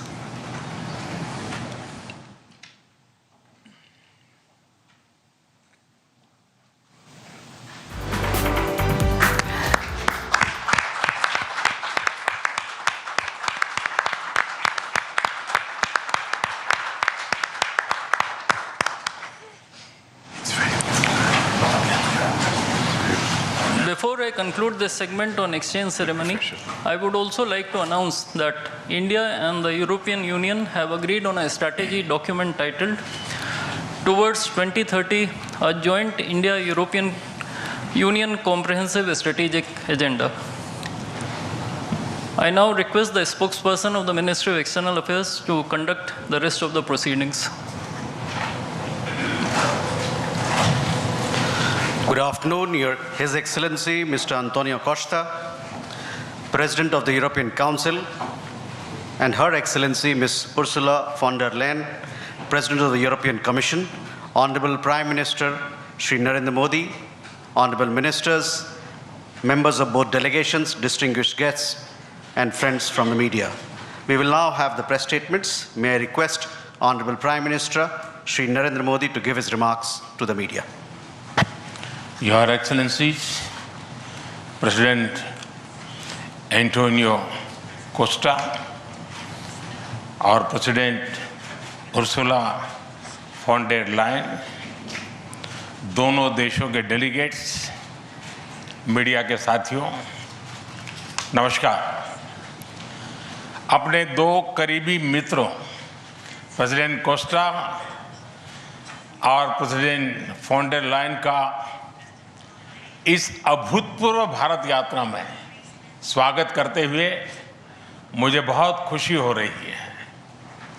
Costa जी अपनी सरल जीवन शैली और समाज के प्रति प्रेम के आधार पर लिस्बन के गांधी के नाम से जाने जाते हैं और उर्सुला जी जर्मनी की पहली महिला रक्षा मंत्री नहीं, यूरोपियन यूनियन कमीशन की भी पहली महिला प्रेसिडेंट बनकर पूरी दुनिया के लिए एक प्रेरणा है।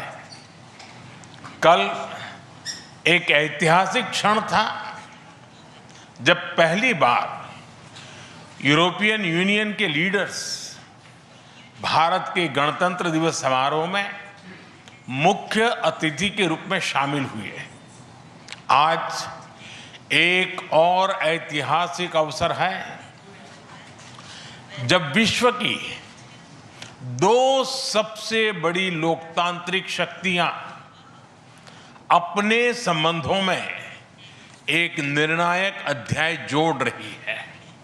फ्रेंड्स, पिछले कुछ वर्षों में भारत और यूरोपियन यूनियन के संबंधों में उल्लेखनीय प्रगति हुई है। साझा लोकतांत्रिक मूल्यों, आर्थिक सिनर्जी और मजबूत पीपल टू पीपल टाइज के आधार पर हमारी साझेदारी नई ऊंचाइयों तक पहुंच रही है। आज हमारे बीच 180 बिलियन यूरो का ट्रेड है। 8 लाख से अधिक भारतीय यूरोपियन यूनियन के देशों में रह रहे हैं और सक्रिय योगदान दे रहे हैं। हमने स्ट्रेटेजिक टेक्नोलॉजी से लेकर क्लीन एनर्जी, डिजिटल गवर्नेंस से लेकर डेवलपमेंट पार्टनरशिप, हर क्षेत्र में सहयोग के नए आयाम स्थापित किए हैं। इन्हीं उपलब्धियों के आधार पर आज की समिट में हमने समाज के सभी वर्गों को लाभ पहुंचाने वाले कई निर्णय लिए हैं। फ्रेंड्स, आज भारत ने अपने इतिहास का अब तक का सबसे बड़ा फ्री ट्रेड एग्रीमेंट संपन्न किया है। आज 27 तारीख है। ये सुखद संयोग है कि आज ही के दिन यूरोपियन यूनियन के 27 देशों के साथ भारत ये एफटीए कर रहा है। यह एक ऐतिहासिक समझौता हमारे किसानों, हमारे छोटे उद्योगों, इसके यूरोपियन मार्केट तक पहुंच आसान बनाएगा, मैन्युफैक्चरिंग में नए अवसर पैदा करेगा और हमारे सर्विसेज सेक्टर के बीच सहयोग को और प्रबल करेगा। इतना ही नहीं, यह एफटीए भारत और यूरोपियन यूनियन के बीच इन्वेस्टमेंट को बूस्ट करेगा, नई इनोवेशन पार्टनरशिप बनाएगा और वैश्विक स्तर पर सप्लाई चेन को मजबूत करेगा। यानी यह सिर्फ ट्रेड एग्रीमेंट नहीं है, यह साझा समृद्धि का नया ब्लूप्रिंट है। फ्रेंड्स, इस महत्वाकांक्षी एफटीए के साथ साथ हम मोबिलिटी के लिए भी एक नया फ्रेमवर्क बना रहे हैं। इससे भारत के स्टूडेंट्स, वर्कर्स और प्रोफेशनल्स के लिए यूरोपियन यूनियन में नए अवसर खुलेंगे। साइंस एंड टेक्नोलॉजी में हमारा लंबे समय से एक व्यापक सहयोग रहा है। आज हमने इन महत्वपूर्ण लिंकेजेस को भी और मजबूत करने का निर्णय लिया है। फ्रेंड्स, रक्षा और सुरक्षा सहयोग किसी भी स्ट्रेटेजिक पार्टनरशिप की नींव होती है और आज हम इसे सिक्योरिटी एंड डिफेंस पार्टनरशिप के जरिए औपचारिक रूप दे रहे हैं। इससे काउंटर टेररिज्म, मैरीटाइम और साइबर सिक्योरिटी में हमारी साझेदारी और गहरी होगी। यह रूल्स बेस्ड इंटरनेशनल ऑर्डर के प्रति हमारी साझा प्रतिबद्धता को भी बल देगा। इंडो पैसिफिक क्षेत्र में हमारे सहयोग का दायरा और बढ़ेगा और इसके साथ हमारी डिफेंस कंपनियां को डेवलपमेंट और को प्रोडक्शन के नए अवसर साकार करेगी। फ्रेंड्स, आज की इन उपलब्धियों के आधार पर हम अगले 5 वर्ष के लिए एक और भी एम्बिशियस और होलिस्टिक स्ट्रेटेजिक एजेंडा लॉन्च कर रहे हैं। एक जटिल वैश्विक वातावरण में ये एजेंडा स्पष्ट दिशा देगा, हमारी साझा समृद्धि को आगे बढ़ाएगा, इनोवेशन को गति देगा, सुरक्षा सहयोग और सुदृढ़ करेगा और पीपल टू पीपल टाइज को और गहरा करेगा। फ्रेंड, भारत और यूरोपियन यूनियन का सहयोग एक पार्टनरशिप फॉर ग्लोबल गुड है। हम इंडो पैसिफिक से लेकर कैरेबियन तक ट्राइलेटरल प्रोजेक्ट को विस्तार देंगे। इससे सस्टेनेबल एग्रीकल्चर, क्लीन एनर्जी और विमेन एम्पावरमेंट को ठोस समर्थन मिलेगा। हम साथ मिलकर आईमैक कॉरिडोर को ग्लोबल ट्रेड और सस्टेनेबल डेवलपमेंट की एक प्रमुख कड़ी के रूप में स्थापित करेंगे। फ्रेंड्स, आज ग्लोबल ऑर्डर में बड़ी उथल-पुथल है। ऐसे में भारत और यूरोपियन यूनियन की साझेदारी अंतर्राष्ट्रीय सिस्टम में स्थिरता को मजबूती देगी।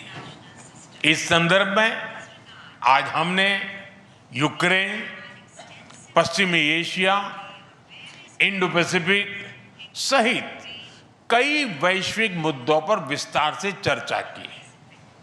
मल्टीलेटरलिज्म और इंटरनेशनल नॉर्म्स का सम्मान हमारी साझी प्राथमिकता है। हम एकमत है कि आज के चैलेंजेस का समाधान करने के लिए ग्लोबल इंस्टीट्यूशंस का रिफॉर्म अनिवार्य है। फ्रेंड्स, राष्ट्रों के संबंधों में कभी-कभी ऐसा क्षण आता है जब इतिहास स्वयं कहता है, यहीं से दिशा बदली, यहीं से एक नया युग शुरू हुआ। भारत की और यूरोपियन यूनियन की यह ऐतिहासिक समिट वही क्षण है। मैं एक बार फिर इस अभूतपूर्व यात्रा के लिए, भारत के प्रति आपकी मित्रता के लिए और हमारे साझा भविष्य के प्रति आपकी प्रतिबद्धता के लिए प्रेसिडेंट कोस्टा और प्रेसिडेंट फॉन डर लायन का हार्दिक धन्यवाद करता हूं। Thank you.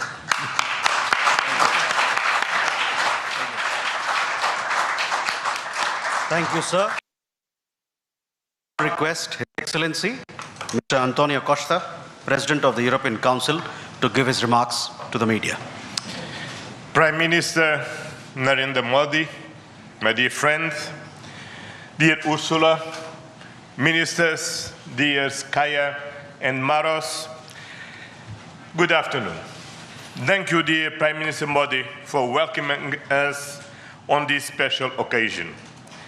We were privileged yesterday to be your chief guests for the Republic Day celebrations.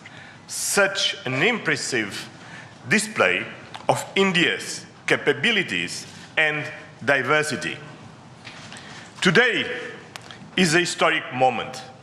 We are opening a new chapter in our relations on trade, on security, on people-to-people ties. I'm the President of the European Council, but I'm also an overseas Indian citizen.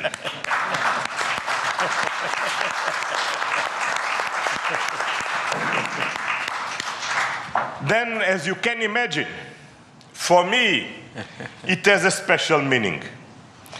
I'm very proud of my roots in Goa, where my father's family came from. And the connection between Europe and India is something personal to me.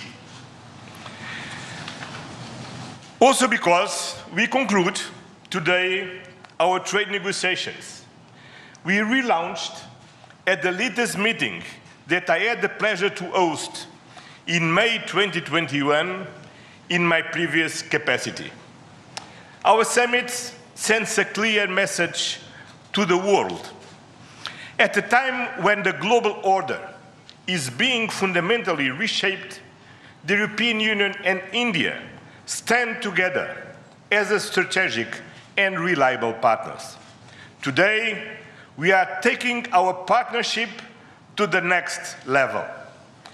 As the two largest democracies in the world, we are working hand in hand to deliver concrete benefits for our citizens and to shape a resilient global order that underpins peace and stability, economic growth, and sustainable development. I would like to share three messages. First, the European Union and India must work together towards our shared prosperity and security. India is the world's fastest growing major economy. Trade has flowed between our two continents for centuries. And trade is crucial geopolitical stabilizer and the fundamental source of economic growth. Trade agreements reinforce rules-based economic order and promote shared prosperity.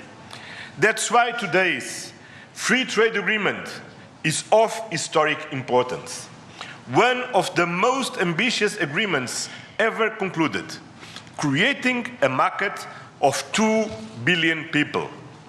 In a multipolar world, the European Union and India are working together to grow spheres of shared prosperity. But prosperity does not exist without security. Strengthen our cooperation to better protect our citizens and our shared interests. Working together to counter the full range of security threats we face in the Indo-Pacific, in Europe, and around the world, reaching a new level of strategic trust between us. That is the significance of our agreement on a security and defense partnership. The first such overarching defense and security framework between India and the European Union, and the first step towards even more ambitious cooperation in the future. This brings me to my second message. As the world's largest democracies and champions of multilateralism, the European Union and India share the responsibility to upholding the international law with the United Nations Charter at its core. Earlier this morning, we and Ursula and President Ursula had the opportunity to pay tribute to Mahatma Gandhi. And I reflected upon his words, which still holds true today, and I quoted, "Peace will not come out of a clash of arms, but out of justice lived and done by unarmed nations in the face of odds." Our summit reaffirmed our commitment to supporting efforts towards a comprehensive, just and lasting peace in Ukraine, one that fully respects Ukraine's independence, sovereignty, and territorial integrity. This is a key moment. We are supporting all efforts to reach a just and sustainable peace. Ukraine has shown its readiness, including at the cost of difficult compromise. I know, dear Prime Minister, that we can count on you to help creating conditions for peace through dialogue and diplomacy. And this is my final message. Together, we must show leadership on global issues. Cooperation between the European Union and India will help shape a more balanced, resilient, and inclusive global order. Just two examples. I'm proud of the commitments we are making for greater cooperation on clean energy, green transition, and climate resilience. And our collaboration through the Global Gateway and on the India-Middle East-Europe Economic Corridor is decisive for global connectivity. By implementing the ambitious Joint Comprehensive Strategic Agenda towards 2030, we will align our priorities with concrete actions for the next 5 years, delivering real benefits to our citizens. Today, we have tangible progress and set an example of cooperative leadership on global issues. with our free trade agreement, our security and defense partnership, and our joint strategic agenda. These outcomes are crucial milestones on the longer path. We look forward to continuing the journey together, as always. Thank you very much.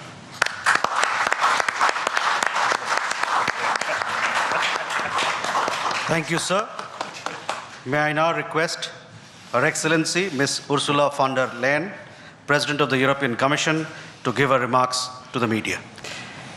Dear Prime Minister Modi, distinguished friend, António, my friend, ministers, especially Shankar and Guyal, Vice President Kallas, Commissioner Šefčovič, Excellencies, friends, thank you very much for the exceptional hospitality we experienced.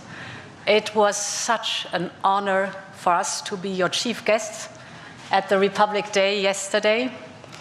This is a memory I will carry for a lifetime, because the sense of communion was so powerful.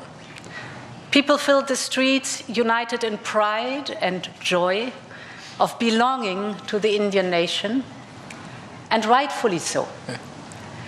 India has risen, and Europe is truly glad about it, because when India succeeds, the world is more stable, more prosperous, and more secure, and we all benefit. Prime Minister Modi, dear friend, 1 year ago, the full College of Commissioners came to India. You mentioned it. And this is also a very special memory for me. It showed the seriousness of our intent and the strength of our commitment. Today, we reap the fruits of that commitment with our historic summit. And let me start with trade. Prime Minister, distinguished friend, we did it. We delivered the mother of all deals. We are creating a market of 2 billion people, and this is the tale of two giants, the world's second and fourth largest economies, two giants who choose partnership in a true win-win fashion. A strong message that cooperation is the best answer to global challenges. This trade will integrate further our supply chain and strengthen our joint manufacturing power. It will cut up to 4 billion euros in annual tariffs for exporters of all sizes. And it will create good jobs for millions of workers here in India and in Europe. At the same time, this agreement will build on the natural complementarity of our economies.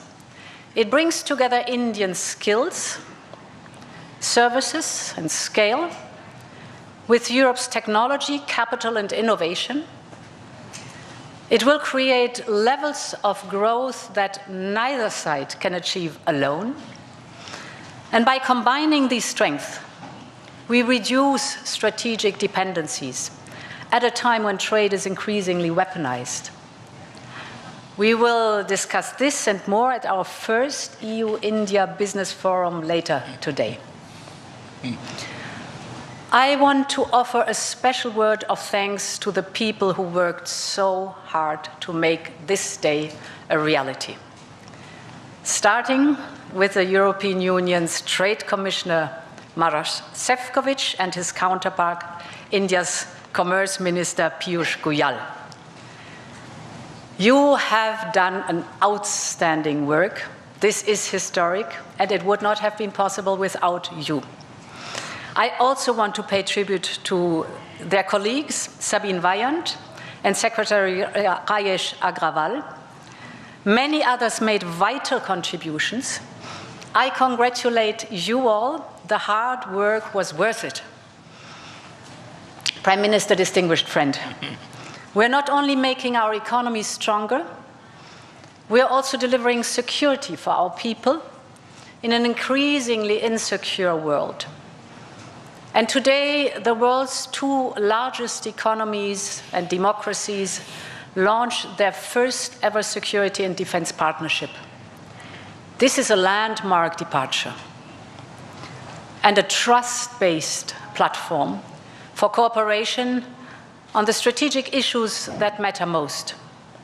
In doing so, we will help to build each other's resilience. Europe and India have a long history of cooperation in the defense industry. Now we will enhance this teamwork even further. We will deepen our cooperation on maritime security, for example, joint naval exercises to tackle piracy. And we will step up our work on countering cyber and hybrid threats, which are getting more sophisticated by the day. And our partnership includes a dedicated dialogue on space security, from situational awareness to secure connectivity, and stronger cooperation on counterterrorism. Finally, we are launching negotiations on a security of information agreement. Europe and India have chosen to be reliable partners to one another, and this is how we demonstrate the trust we share. Prime Minister Modi, distinguished friend, I want to turn to innovation, because here too we share core values. The freedom of research and science is paramount for us. Europe and India will always choose science. We will always choose progress, the way forward. We will always choose technology at the service of our people. It's part of who we are. And our cooperation on human-centric, trustworthy artificial intelligence is one of the best examples. So today I'm glad to announce that we are working on India's association with Horizon Europe. Backed by funding firepower of 100 billion euros, Horizon is the world's largest public research program. And I can't wait for our best talents to get to work to advance health, clean energy, frontier technologies, just to name some. We will set up EU-India innovation hubs. This will help researchers and startups to collaborate on next-generation technology. And we are also launching the EU-India Startup Partnership to boost co-creation and high-potential ventures. Finally, Prime Minister Narendra, we both know our greatest wealth are our people. That is why I'm so glad that we are signing an agreement on mobility. We will facilitate the movement of students, researchers, seasonal and highly skilled workers. And this is also why we are launching the first EU Legal Gateway Office in India. It will be a one-stop hub to support Indian talent moving to Europe in full alignment with EU member states' needs and policies. This is good for our economies. This is good for the friendship between our people. And this openness benefits us all. As we conclude this 16th summit, let me reflect on another event of deep meaning. 2 weeks ago, India marked Makar Sankranti. It's the beginning of Uttarayan, the sun's northward journey. From darkness to light, from stillness to growth, from what was to what can be. And that is what makes our summit so unique and timely. The time is right for renewal, for fresh momentum, and for opening a new chapter in EU-India friendship. And this is exactly what we have achieved together today. Thank you very much.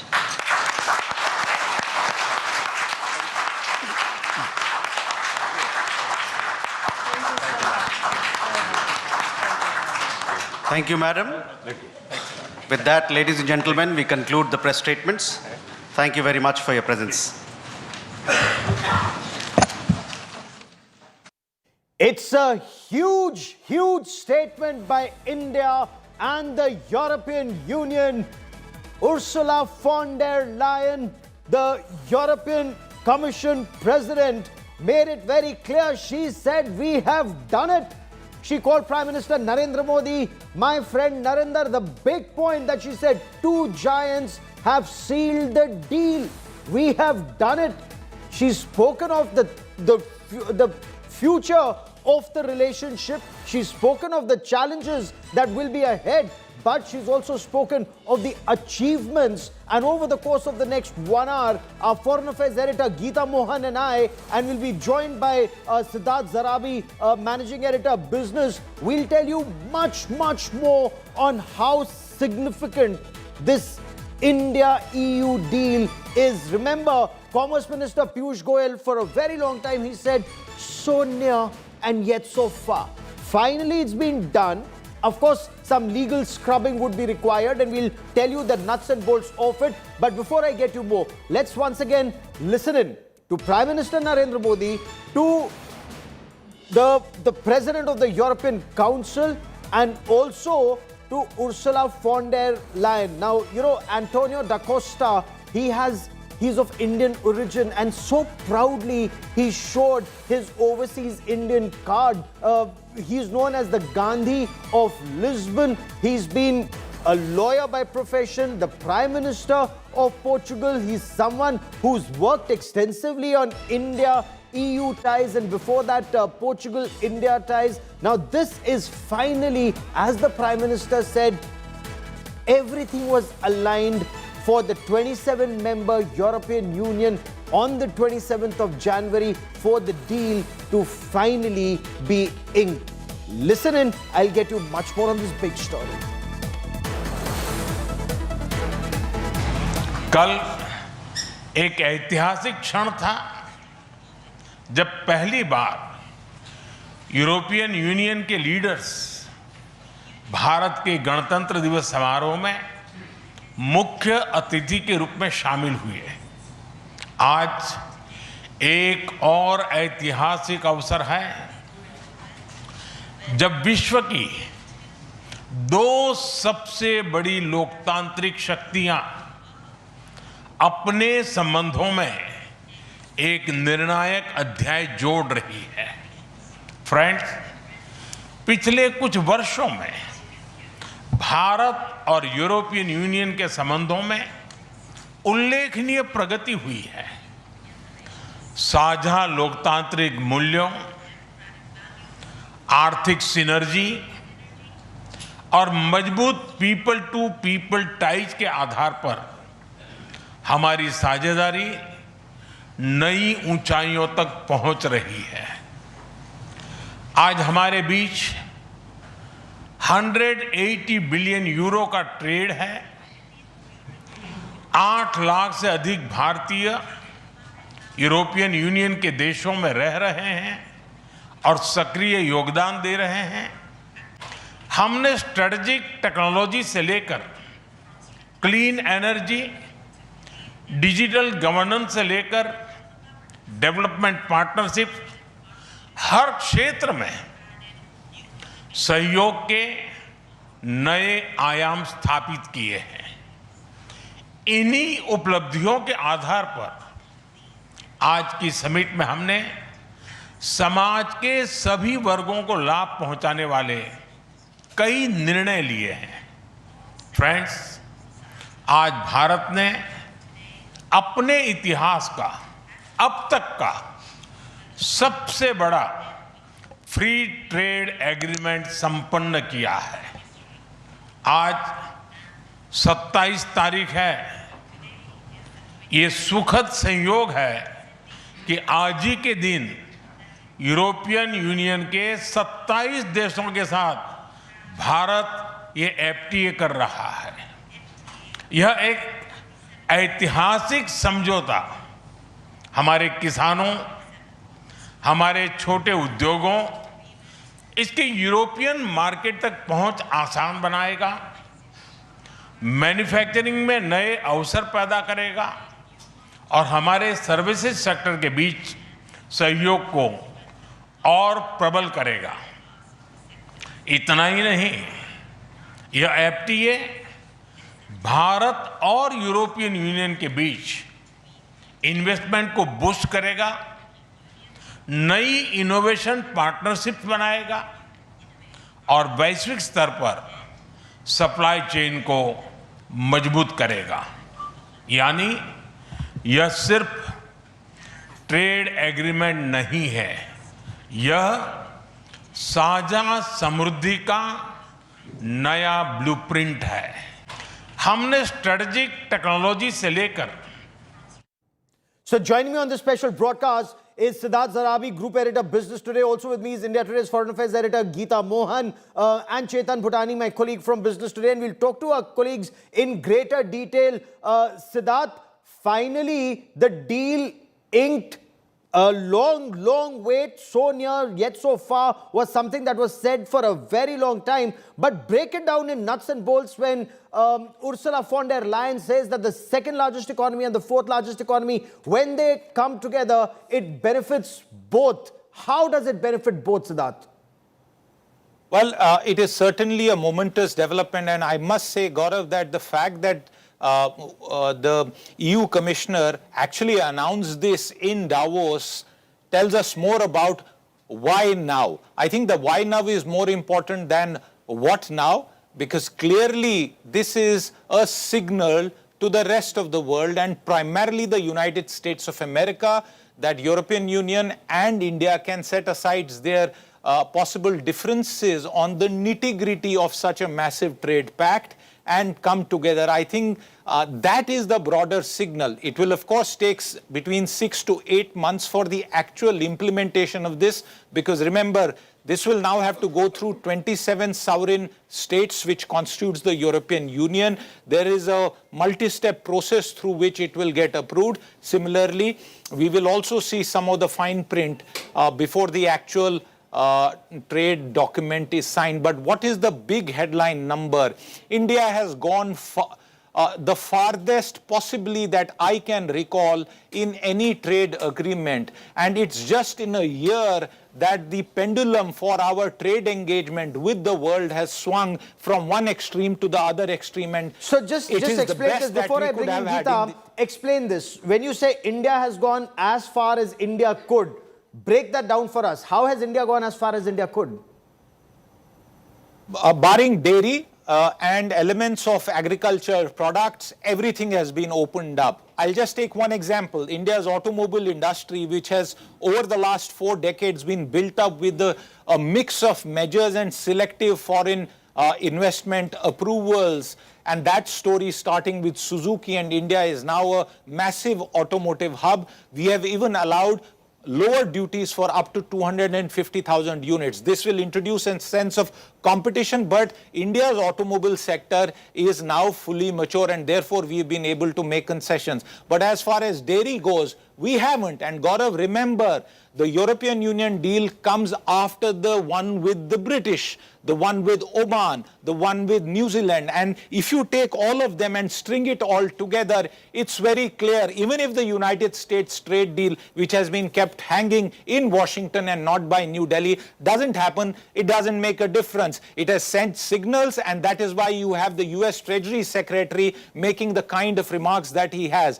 I think the important point to note here is, if you see the kind of liberalization that we are offering, I would say it is as momentous as the initial set of point you're making, Siddharth. That's a very major point you're making, that this is a moment as significant as that first liberalization in 1991. And over the course of the next 1 hour, Siddharth, Geeta and I will continue talking about this. We'll bring in more analysts and experts to decode this trade deal. But Geeta, Siddharth raised a very pertinent point. It's not what now, but why now? So what message does this send out to President Donald Trump and his team?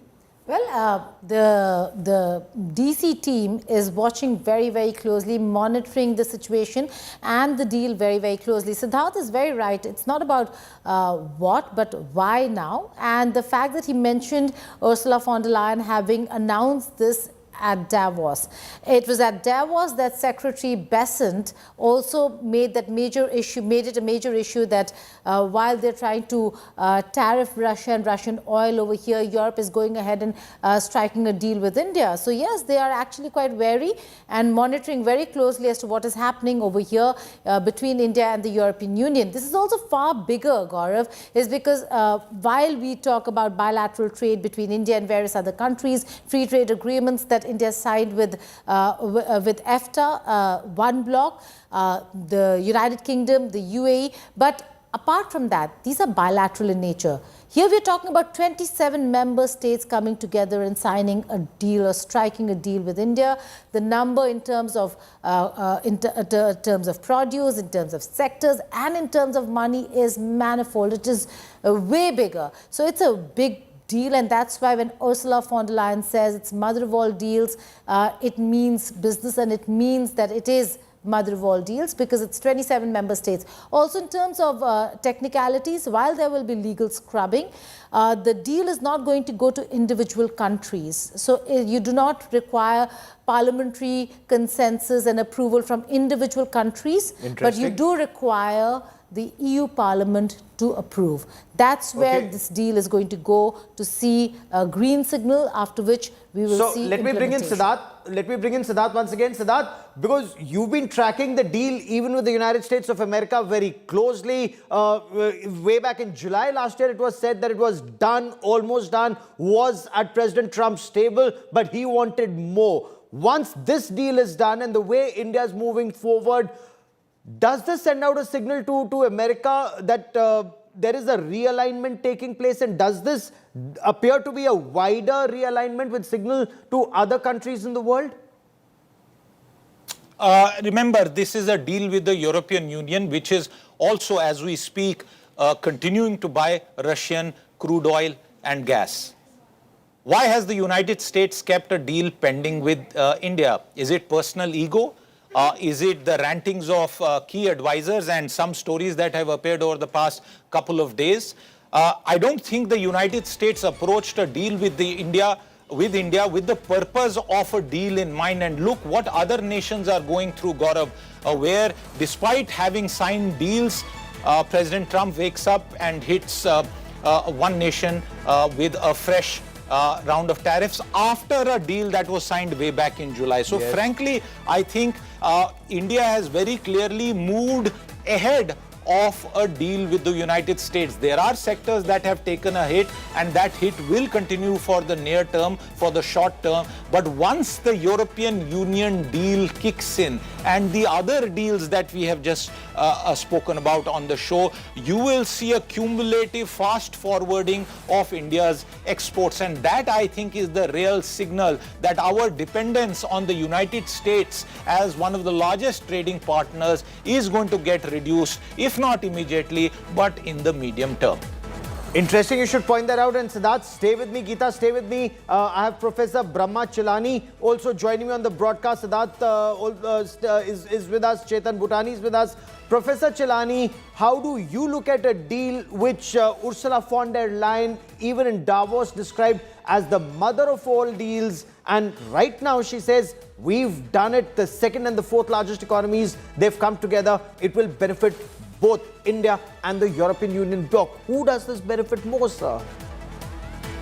Gaurav, looking at it geopolitically, this is a major deal. It's a historic pivot in global trade. Given the scale, they're creating a trade corridor representing 25% of global GDP and 1/3 of global trade. So by any reckoning, this is a major deal. And especially given the era of trade wars and sharpening great power competition and rivalries, the fact is that the EU is doing exactly what Indian foreign policy has sought to do, which is to underpin strategic autonomy. Finally, the EU, instead of actually pressing India to join the Western Bloc, is coming round to recognizing that in today's world, you have to be multi-aligned, which is that you have to, because power is diffused. So you have to go out of your own bloc and build partnerships and alignments. This is what the EU is signaling by signing this FTA with India. And the bottom line is that this agreement transforms the relationship with India from a transactional partnership into a strategic pillar of the 21st century global trade. But there's one caveat, Gaurav, that we tend to ignore. In fact, we obscure because we think that any trade deal, especially any FTA, will be hugely beneficial to India. Yes, to some extent, this India-EU trade deal will aid India's economic growth story. Yes. But India is a very different economy than the countries or the EU as a bloc. Because we consume a lot that we make. No, there's the very important thing, which is that India is not an export-driven economy. Yes. The EU is very much an export-driven economy. The FTAs India has signed with, for example, Japan, South Korea, ASEAN, Australia, New Zealand. Absolutely. In all these countries, these are all export-driven economies. India is an import-dependent economy. India's imports are far higher than its exports. So when you open up your market to the exports of others, you do come under pressure to some extent. Unless we innovate and export more, and we'll talk about this in greater detail. Sir, stay with me for a moment, because there's, Ursula von der Leyen, the manner in which she called this the mother of all deals, and why, in her view, are these just words or is there more? We'll continue to decode this, but just listen in to Ursula von der Leyen, the President of the European Commission. Prime Minister Modi, dear friend, 1 year ago, the full College of Commissioners came to India. You mentioned it. And this is also a very special memory for me. It showed the seriousness of our intent and the strength of our commitment. Today, we reap the fruits of that commitment with our historic summit. And let me start with trade. Prime Minister, distinguished friend, we did it. We delivered the mother of all deals. We are creating a market of 2 billion people. And this is the tale of two giants, the world's second and fourth largest economies. Two giants who choose partnership in a true win-win fashion. A strong message that cooperation is the best answer to global challenges. This trade will integrate further our supply chain and strengthen our joint manufacturing power. It will cut up to 4 billion euros in annual tariffs for exporters of all sizes. And it will create good jobs for millions of workers here in India and in Europe. At the same time, this agreement will build on the natural complementarity of our economies. It brings together Indian skills, services, and scale with Europe's technology, capital, and innovation. It will create levels of growth that neither side can achieve alone. And by combining these strengths, we reduce strategic dependencies at a time when trade is increasingly weaponized.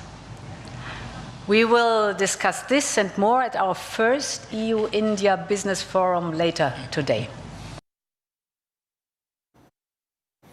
Also very interesting was Ursula von der Leyen referring to Makar Sankranti, Surya in Uttarayan, and moving from darkness unto light when she spoke of the India-EU free trade agreement. Interesting that she should mention when it comes to India, it's all about skill, it's all about scale, it's all about service sector. But when it comes to Europe, it's all about their technology, it's about innovation, it's about funding. And when they come together, they complement each other. Listen in to Ursula von der Leyen on Makar Sankranti.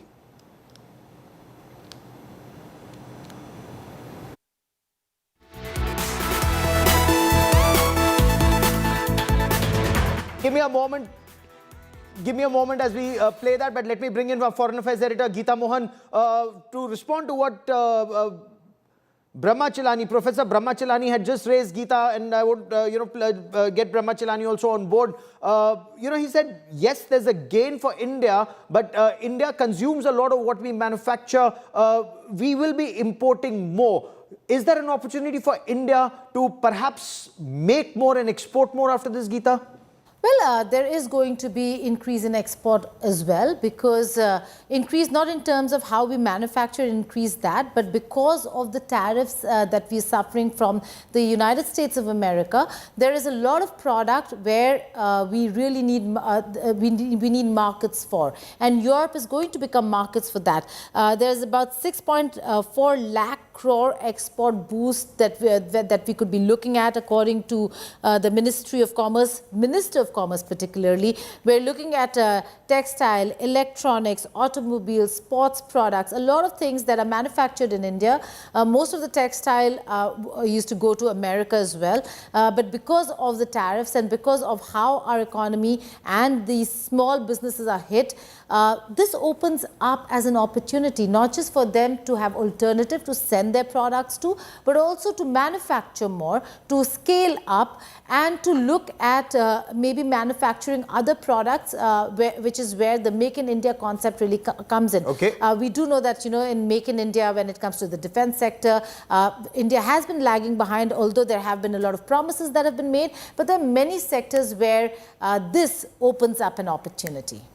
So more technology comes in. Chetan Bhutani now joins us, and Chetan has been speaking to officials on both sides on this trade deal. And Chetan, is there excitement, or yes, a trade deal has been signed, symbolically a message goes out, but now the legal pruning, the cleaning up, all of that will take another 6 to 8 months, maybe 2027 is what we're looking at. What is the time frame that we're looking at, Chetan?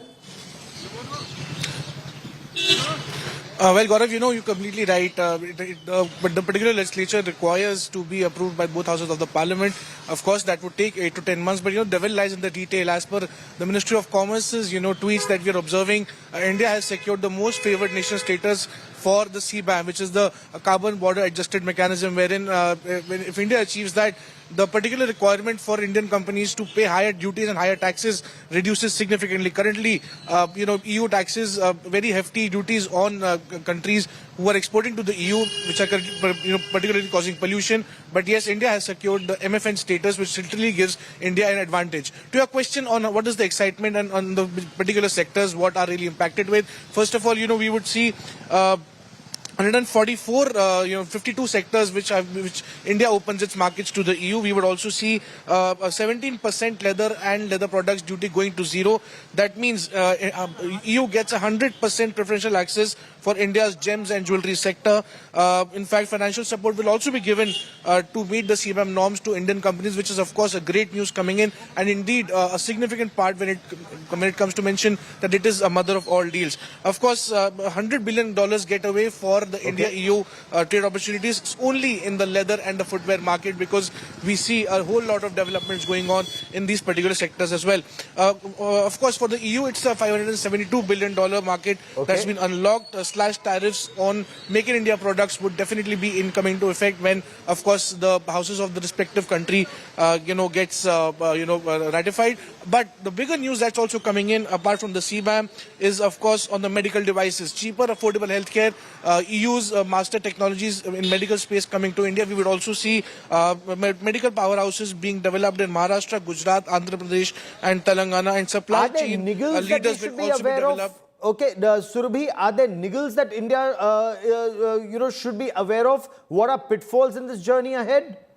As of now, it seems that most issues in the India-EU negotiations have been completed. But of course, the EU also has very strict health and phytosanitary guidelines, which all Indian exports will have to continue meeting. So this is a tough one for India.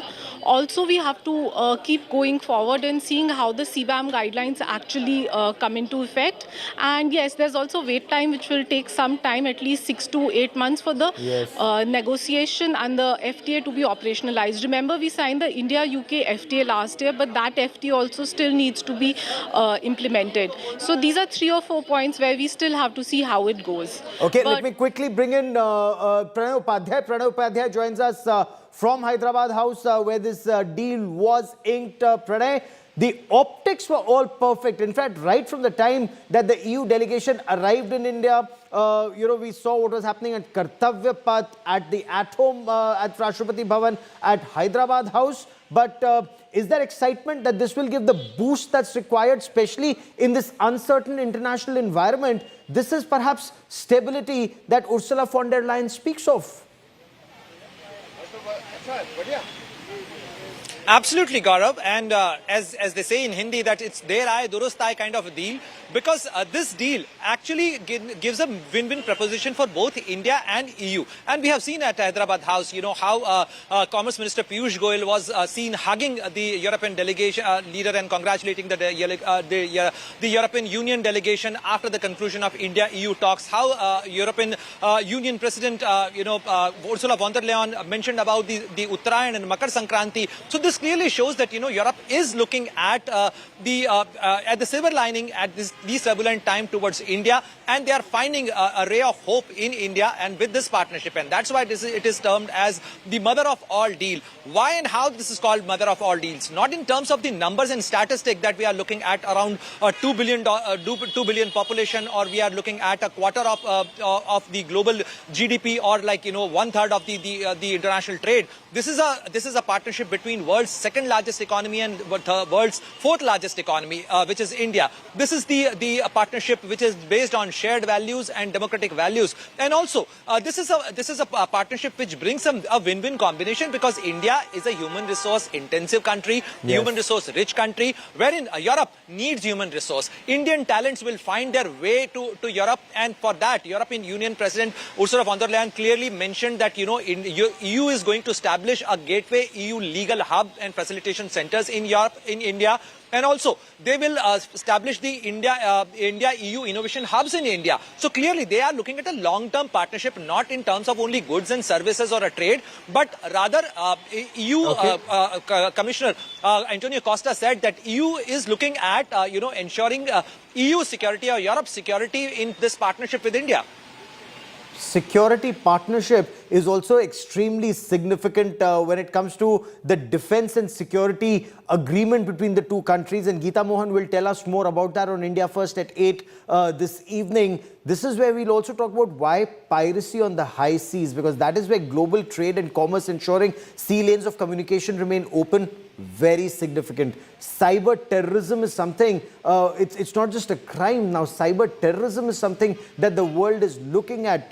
Space cooperation is something that the two blocks are thinking of moving forward. But before I bring in Professor Brahma Chilani and Geeta Mohan once again into this conversation, there are many automobile lovers in this country who couldn't buy perhaps a Mercedes-Benz or an Audi or a BMW. Well, your time could be coming now. What will be cheaper? Luxury cars, and this is systematically going to get cheaper. Your BMW, your Mercedes-Benz, your Audi, your Land Rovers, even the supercars, if you're into supercars like Lamborghini or Maserati or Porsche. But it's not just these real niche cars. The cars that of course, that are already being manufactured in India, like Costa and Volkswagen, these vehicles will also now be cheaper because duties will go down. How does this impact the Indian automobile market? The appreciation is that the Indian automobile market has been protected for fairly long. It's done extremely well. A lot of Indian cars are also being exported. So they will be able to, fight this out, and the consumer gets the best that's available. So everyone will aspire to give you the best that's available in the market. I want to bring in Professor Brahma Chilani into this conversation. Professor Chilani, is this also an opportunity for India to get a lot of technology from the West, especially from Europe? Europe also wants, especially post-COVID, that their reliance on China, it costs them, it costs the world. So if India develops as a manufacturing hub, it's a win-win, sir. You're absolutely right, Gaurav. For India, it reduces dependency on both the US and China. And for India, that is very important because India is very vulnerable because of these dependencies on two players, one of them being India's adversary, China, and the other being led by a whimsical president, the United States. Now, under this FTA, cooperation on AI, semiconductors, and cyber security is expected to accelerate, linking Europe's high-tech inputs with India's massive scale.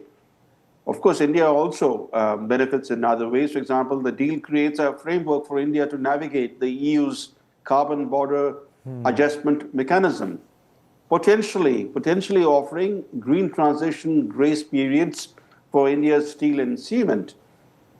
But I think the significance of this deal lies in the geopolitical messaging. It positions the EU and India as a democratic counterweight to the China-centric trade model, while also blunting America's Trump-driven weaponized trade strategy.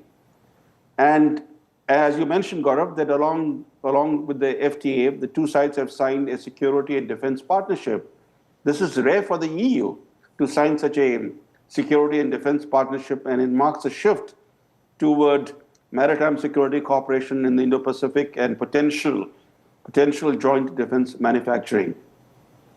So where do you see that potential joint defense manufacturing? With France, we've been looking at the Rafales, and India-France strategic partnership has been extremely strong. With Germany, there was the HDW deal in the past. They're looking at Scorpions. They're looking at submarines once again. Scorpions with France in the past, and HDW with Germany. But where else do you see this move forward? First, you have to keep in mind, Gaurav, that the EU is a very highly export-dependent economy. Yes. And it has run out of markets. India was the last market that it needed to tap. The same holds good for defense manufacturing. If German or French defense industries need to expand or even to stay afloat, they need to enter into deals with an important market like India. That's where the potential is, that given the fact that India is now in a period where it has opened up its defense sector to the private players. 100%, yeah. These players in France or Germany or elsewhere in Europe now have a major market to tap. That's where the potential is. And time will tell whether the EU is able to tap the Indian market in a major way. So before I bring in Geeta Mohan and Siddharth Sarabi, and give me 30 seconds, Geeta, will it be more of the same in terms of what is known in defense parlance, Professor Brahmachalani, as getting in CKDs and SKDs, or completely knocked down and semi-knocked down kits from the European bloc, putting it together in India and then selling it as Make in India, Professor Chelani? Or do we see genuine technology transfer and manufacturing in India, high-end defense technology manufacturing in India? Indian government, to what extent it's willing to enforce this core interest of the country. Because if the Indian government is more into showcasing how the EU and India have expanded trade, then the core interest can get bypassed. It's very important for India that if India is to become a great power, in a true sense, that it should develop a strong domestic defense industrial base. Absolutely. That is only possible if India does not lose sight of its core interests.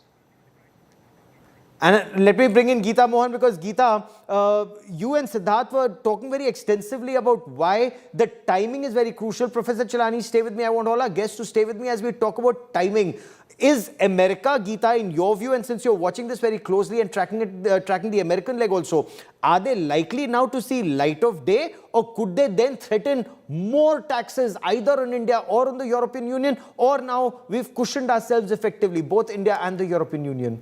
Well, I'm expecting a sharp reaction from DC, Gaurav. The reactions came in at Davos itself, where Secretary Bessent had made it very clear that they were the ones who were fighting the good war against Russia by imposing tariffs, and it's Europe that went ahead and behind their back struck a deal with India. So, and he's repeated that yesterday as well in an interview. So I expect a sharp reaction coming in from DC at around 5:30 p.m., which is early morning, the wee hours in America. But will it just be a reaction or also an action against India's announcement is something we'll have to wait and see. Whether if we've cushioned ourselves enough is something, again, we'll have to wait and see, because nobody's, everybody's feeling the brunt of the weaponization of tariffs by the United States of America. And yes, all countries, including Europe and India, are engaged in ensuring that there is a deal that they can strike with the US. India was hoping for an early deal, did not come through. The India-EU FTA has come through. But again, I'm expecting a sharp reaction here. Okay. Siddharth, before I bring you in, listen in to Ursula von der Leyen on why defense cooperation is also very important, that Professor Brahma Chilani also described as something which is really unique. India-EU defense and security cooperation agreement. Listen in to Ursula von der Leyen. Prime Minister, distinguished friend, we're not only making our economy stronger, we're also delivering security for our people in an increasingly insecure world. And today, the world's two largest economies and democracies launch their first ever security and defense partnership. This is a landmark departure and a trust-based platform for cooperation on the strategic issues that matter most.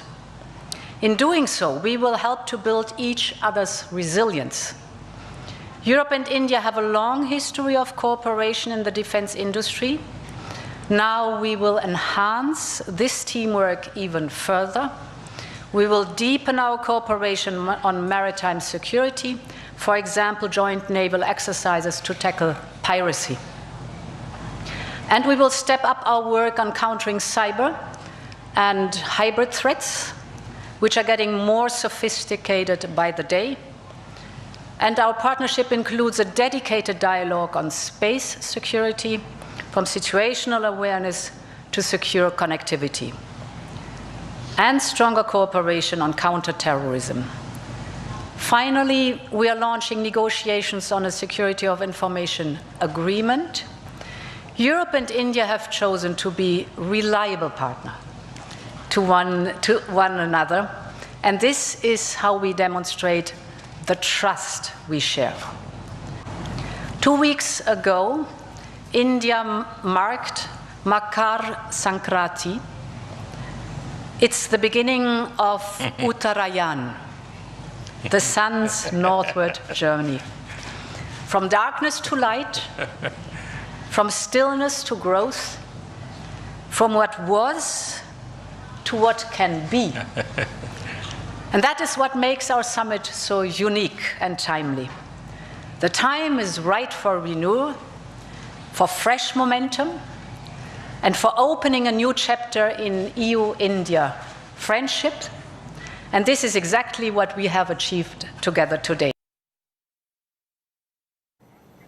So extremely significant, moving from darkness unto light. I want to bring in Siddharth Zarabi once again. Siddharth, Geeta was of the view that America is likely to react very sharply to this. They would look at this as something like they wanted to impose sanctions on India for buying Russian oil. They put additional 25% sanctions. Scott Bessent said words to that effect. And Europe continues to buy oil. Europe does a trade deal with India. So will Europe now, will America back down? Or will America double down? Well, you know, it is certainly something that US leaders will not be comfortable with. Remember, just months ago, they were asking the Europeans to join them in imposing harsh sanctions and tariffs on India. Clearly, the European and the American alliance, the transatlantic alliance that has worked well for so many decades, has broken. And why has it ruptured? It has ruptured because Europe today, just a year ago, and see how time has swung, is feeling threatened by America. Who could have imagined that an American president would want to march on Greenland? Thankfully, he has ruled out a military conquest, at least so far. And that has really shocked the Europeans. I would go so far as to say that the key driver, the key reason for the Europeans to also move ahead, drop some of their stickier demands from India for the trade negotiation and vice versa, is the Trump factor. Of course, this is a agreement that almost came close to being done in 2021, and there were possibly previous instances as well. So in that sense, the United States reaction, would it take 50 to 100? Frankly, who cares today? And particularly today, in the last 12, 16 months, and Gaurav, I repeat that point, the number of trade deals and the pendulum's swing and the shift that we have ourselves done after, I would argue, several years of protectionism, I think also shows the great political flexibility and the systemic response authored by Prime Minister Narendra Modi. It couldn't clearly have happened without him. So if we have given ground on automobiles, it shows that we have enough ground to give. And finally, one quick point, Gaurav, in terms of the nitpicking around the industrial impact. Yes.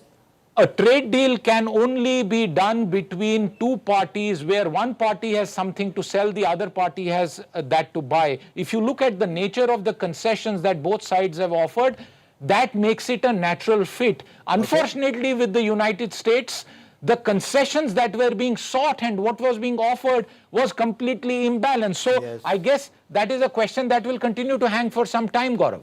And we'll be tracking that story very closely. Professor Chilani, stay with me. I want to bring in my colleague Chetan Bhutani on the automobile sector, because Chetan, you cover automobile sector very closely. Are they cut up? Are they feeling let down? Or are they now mature enough? Because anyway, Volkswagen and Skoda are cars to, at least their lower end cars are being manufactured in India. So will they look at it as a challenge or an opportunity?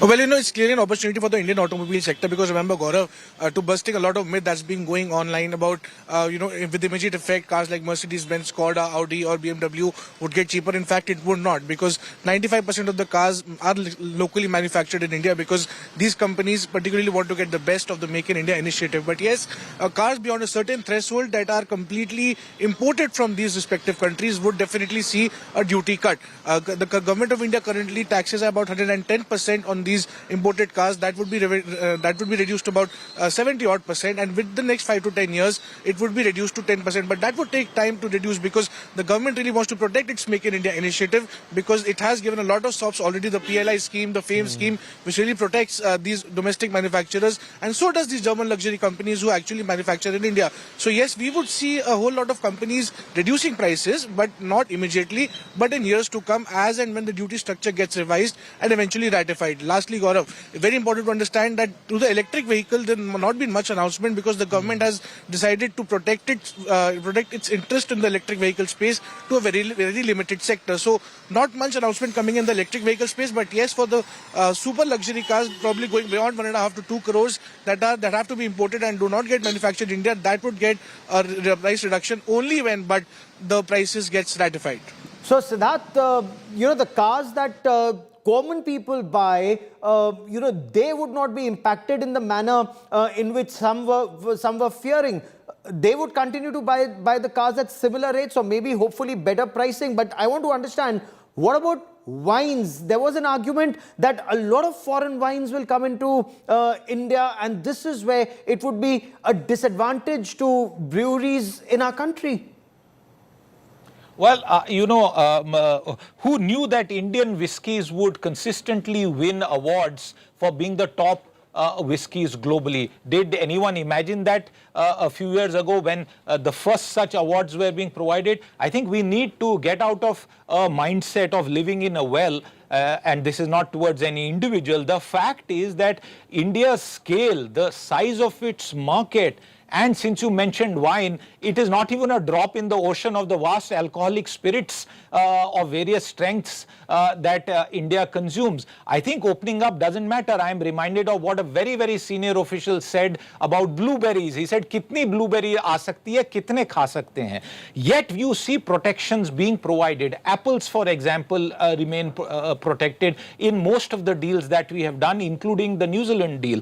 Dairy, for example, imagine the changed global order. Gaurav, New Zealand is one of the foremost exporters and producers of various kinds of dairy products. We have protected our dairy industry there. So clearly, the item-wise discussion can seem to, at the headline level, be a giveaway. Yeah. But remember the point that Chetan made. There are 6,000 companies, European companies in India. As far as auto is concerned, all of them mostly get localized. The very, very top-end machines might get cheaper. But what is their annual consumption? A few dozen units, maybe 100 cars of 4 or 5 crore rupees sold if they are imported from Europe. How does that matter to the size and scale of India? I think the broader point here is that if there were to be higher FDI inflows as a consequence of this agreement, because one technical point, one of the strong points that I am seeing in this agreement is rules of origin. In simple terms, both the European Union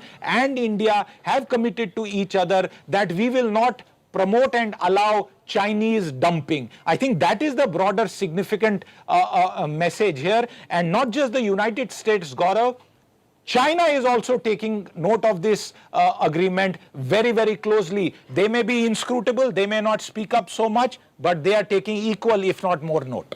No, very interesting. You should point that out, because that was my next question to Professor Brahmachelani. It's not just the United States that would be looking at this. China would be looking at this very closely, because since 2020, we've been hearing China +1. We've been saying that India could be that reliable alternative. China's reliability has always been an issue, and especially at crucial times. Is India prepared for it? Has India systematically prepared for it? Or do we see more words and less action, sir?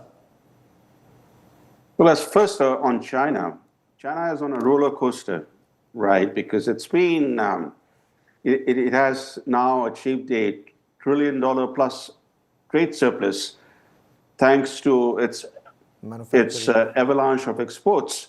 The exports are going everywhere across the world, but also to India. And we have seen that from our own trade figures.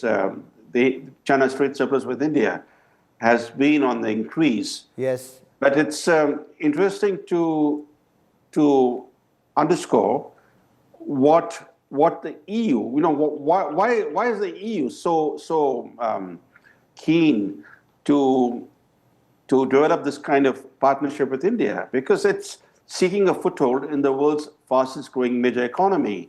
And it also wants to de-risk its supply chain. So again, the China factor comes in the EU's calculations. Sir, give me a moment. We are getting a reaction from Prime Minister Narendra Modi, who's hailed the mother of all deals with the European Union. Prime Minister Narendra Modi has said new avenues have opened up because of the India-EU FTA, and this deal will not just benefit India and the 27-member European bloc, but it will benefit the global community. The deal will help create quality jobs, mobility for our youth and our professional talent. And that's something that Ursula von der Leyen also spoke of when she said that there would be a gateway that is being created, India-EU gateway, a legal gateway office for Indian talent to move to Europe. And this includes students, researchers and highly skilled people,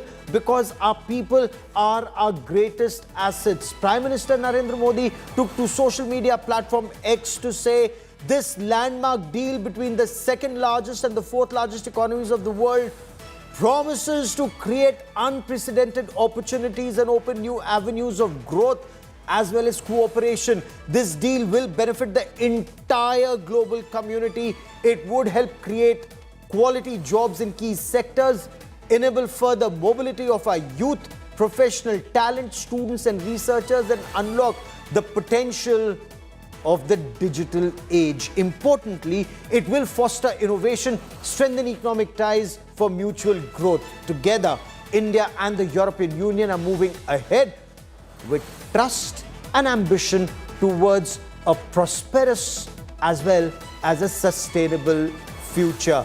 Listen in to Prime Minister Narendra Modi as he describes the India-EU deal as a partnership for global good. हम साथ मिलकर iMac corridor को global trade और sustainable development की एक प्रमुख कड़ी के रूप में स्थापित करेंगे। फ्रेंड्स, आज ग्लोबल ऑर्डर में बड़ी उथल-पुथल है। ऐसे में भारत और यूरोपियन यूनियन की साझेदारी अंतर्राष्ट्रीय सिस्टम में स्थिरता को मजबूती देगी। इस संदर्भ में आज हमने यूक्रेन, पश्चिमी एशिया, इंडो पैसिफिक सहित कई वैश्विक मुद्दों पर विस्तार से चर्चा की। मल्टीलेटरलिज्म और इंटरनेशनल नॉर्म्स का सम्मान हमारी साझी प्राथमिकता है। हम एकमत है कि आज के चैलेंजेस का समाधान करने के लिए ग्लोबल इंस्टीट्यूशंस का रिफॉर्म अनिवार्य है। A partnership for global good. Professor Brahmachalani, we'd also heard this about India-US. This was a partnership that both countries had cultivated over 25 years for global good post the Pokhran nuclear tests and the Kargil war. And, you know, we've traveled that journey from NSSP to the current tensions. Now, do you see niggles even in India-EU, or this is far more reliable? You raise a very good and fundamental question, Gaurav. Today, the EU and India have embarked on a shared project of economic resilience, strategic autonomy, and geopolitical balance. Like India, the EU is emphasizing the importance of strategic autonomy. But we should not forget the EU is an integral part of the Western bloc. There may be friction between the EU and the US today, but there's no structural or fundamental rupture divide between the two. It's the tensions and the friction have been caused by a whimsical US president. His term is limited. Once he leaves office, things may again go back to where they were before the Trump era. We should not forget that traditionally the white nations have banded together. Yes. So while India is the bridge in a divided world, seeking partnerships with various powers, we also need to be careful in terms of projecting our own future. Our own future depends on resilience, on being able to absorb shocks of various kinds. But at the same time, we should not shy away from building closer partnerships with different players, including the EU. The the last 30 seconds I have on this part of the show, Professor Chilani, may I also draw your attention to India, EU talking about areas around the Indo-Pacific. Usually that was seen as a Quad subject, and specifically now India, EU are talking about this. So is the US retreating and EU moving in, or this is just tactical? Ultimately, the US would be back. Well, only time will tell whether the US will be back, and certainly it has to be back because the Indo-Pacific is the core area for American interests. Is also a core to international security. The future of international security will be determined not in Europe, not in the Middle East, but in the Indo-Pacific. So for Indian security, European security, or for American security, the Indo-Pacific is pivotal to our future. But it's interesting that the EU today in New Delhi is represented also by the European Council President, Mr. Costa, who's an Indian European. Yes. He's a person of Indian origin. He's an OCI holder. Yes. And he so proudly showed his OCI card. It was so heartening to see that. You're absolutely right. And, this is something perhaps we'll continue to talk about. I'm sorry I've run out of time on this part of the show, Professor Chilani, but from the Indo-Pacific to the Arctic are areas where conversations will continue in the days, weeks and months ahead. But the Prime Minister and Ursula von der Leyen both have described this as a deal which will benefit not just the people of the two countries and blocs, but also a partnership for global good. We'll continue to track developments on the story very closely, but that is all I have for you on this part of our broadcast. Many thanks for watching. News and updates continue on India Today. Anjali Ishtwal comes up next with the headlines and our top stories. Stay with us.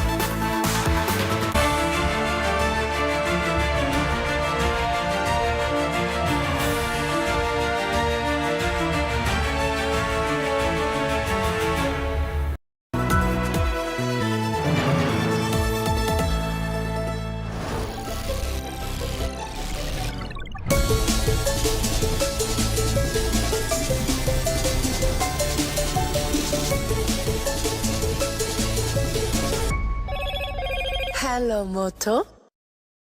आपको शायद पता नहीं होगा, अपार ने INS Vikrant के लिए 150 से ज्यादा तरह के केबल्स बनाए हैं। देश के टॉर्पीडोस में भी हैं अपार के केबल्स। वंदे भारत भी अपार के केबल से ही स्पीड पकड़ती है और यही वायर्स और केबल्स हमारे घरों को भी पावर करते हैं। विश्वास इसमें अपार, तभी तो ये है देश का तार।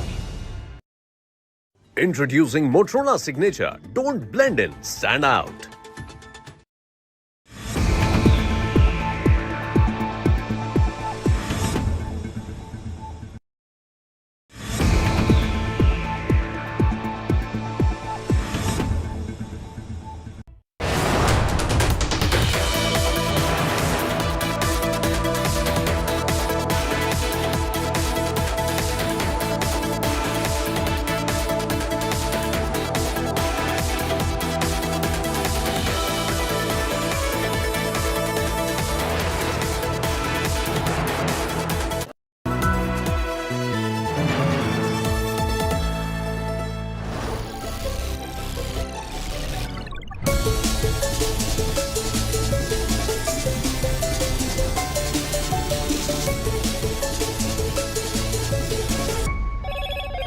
Hello, Moto.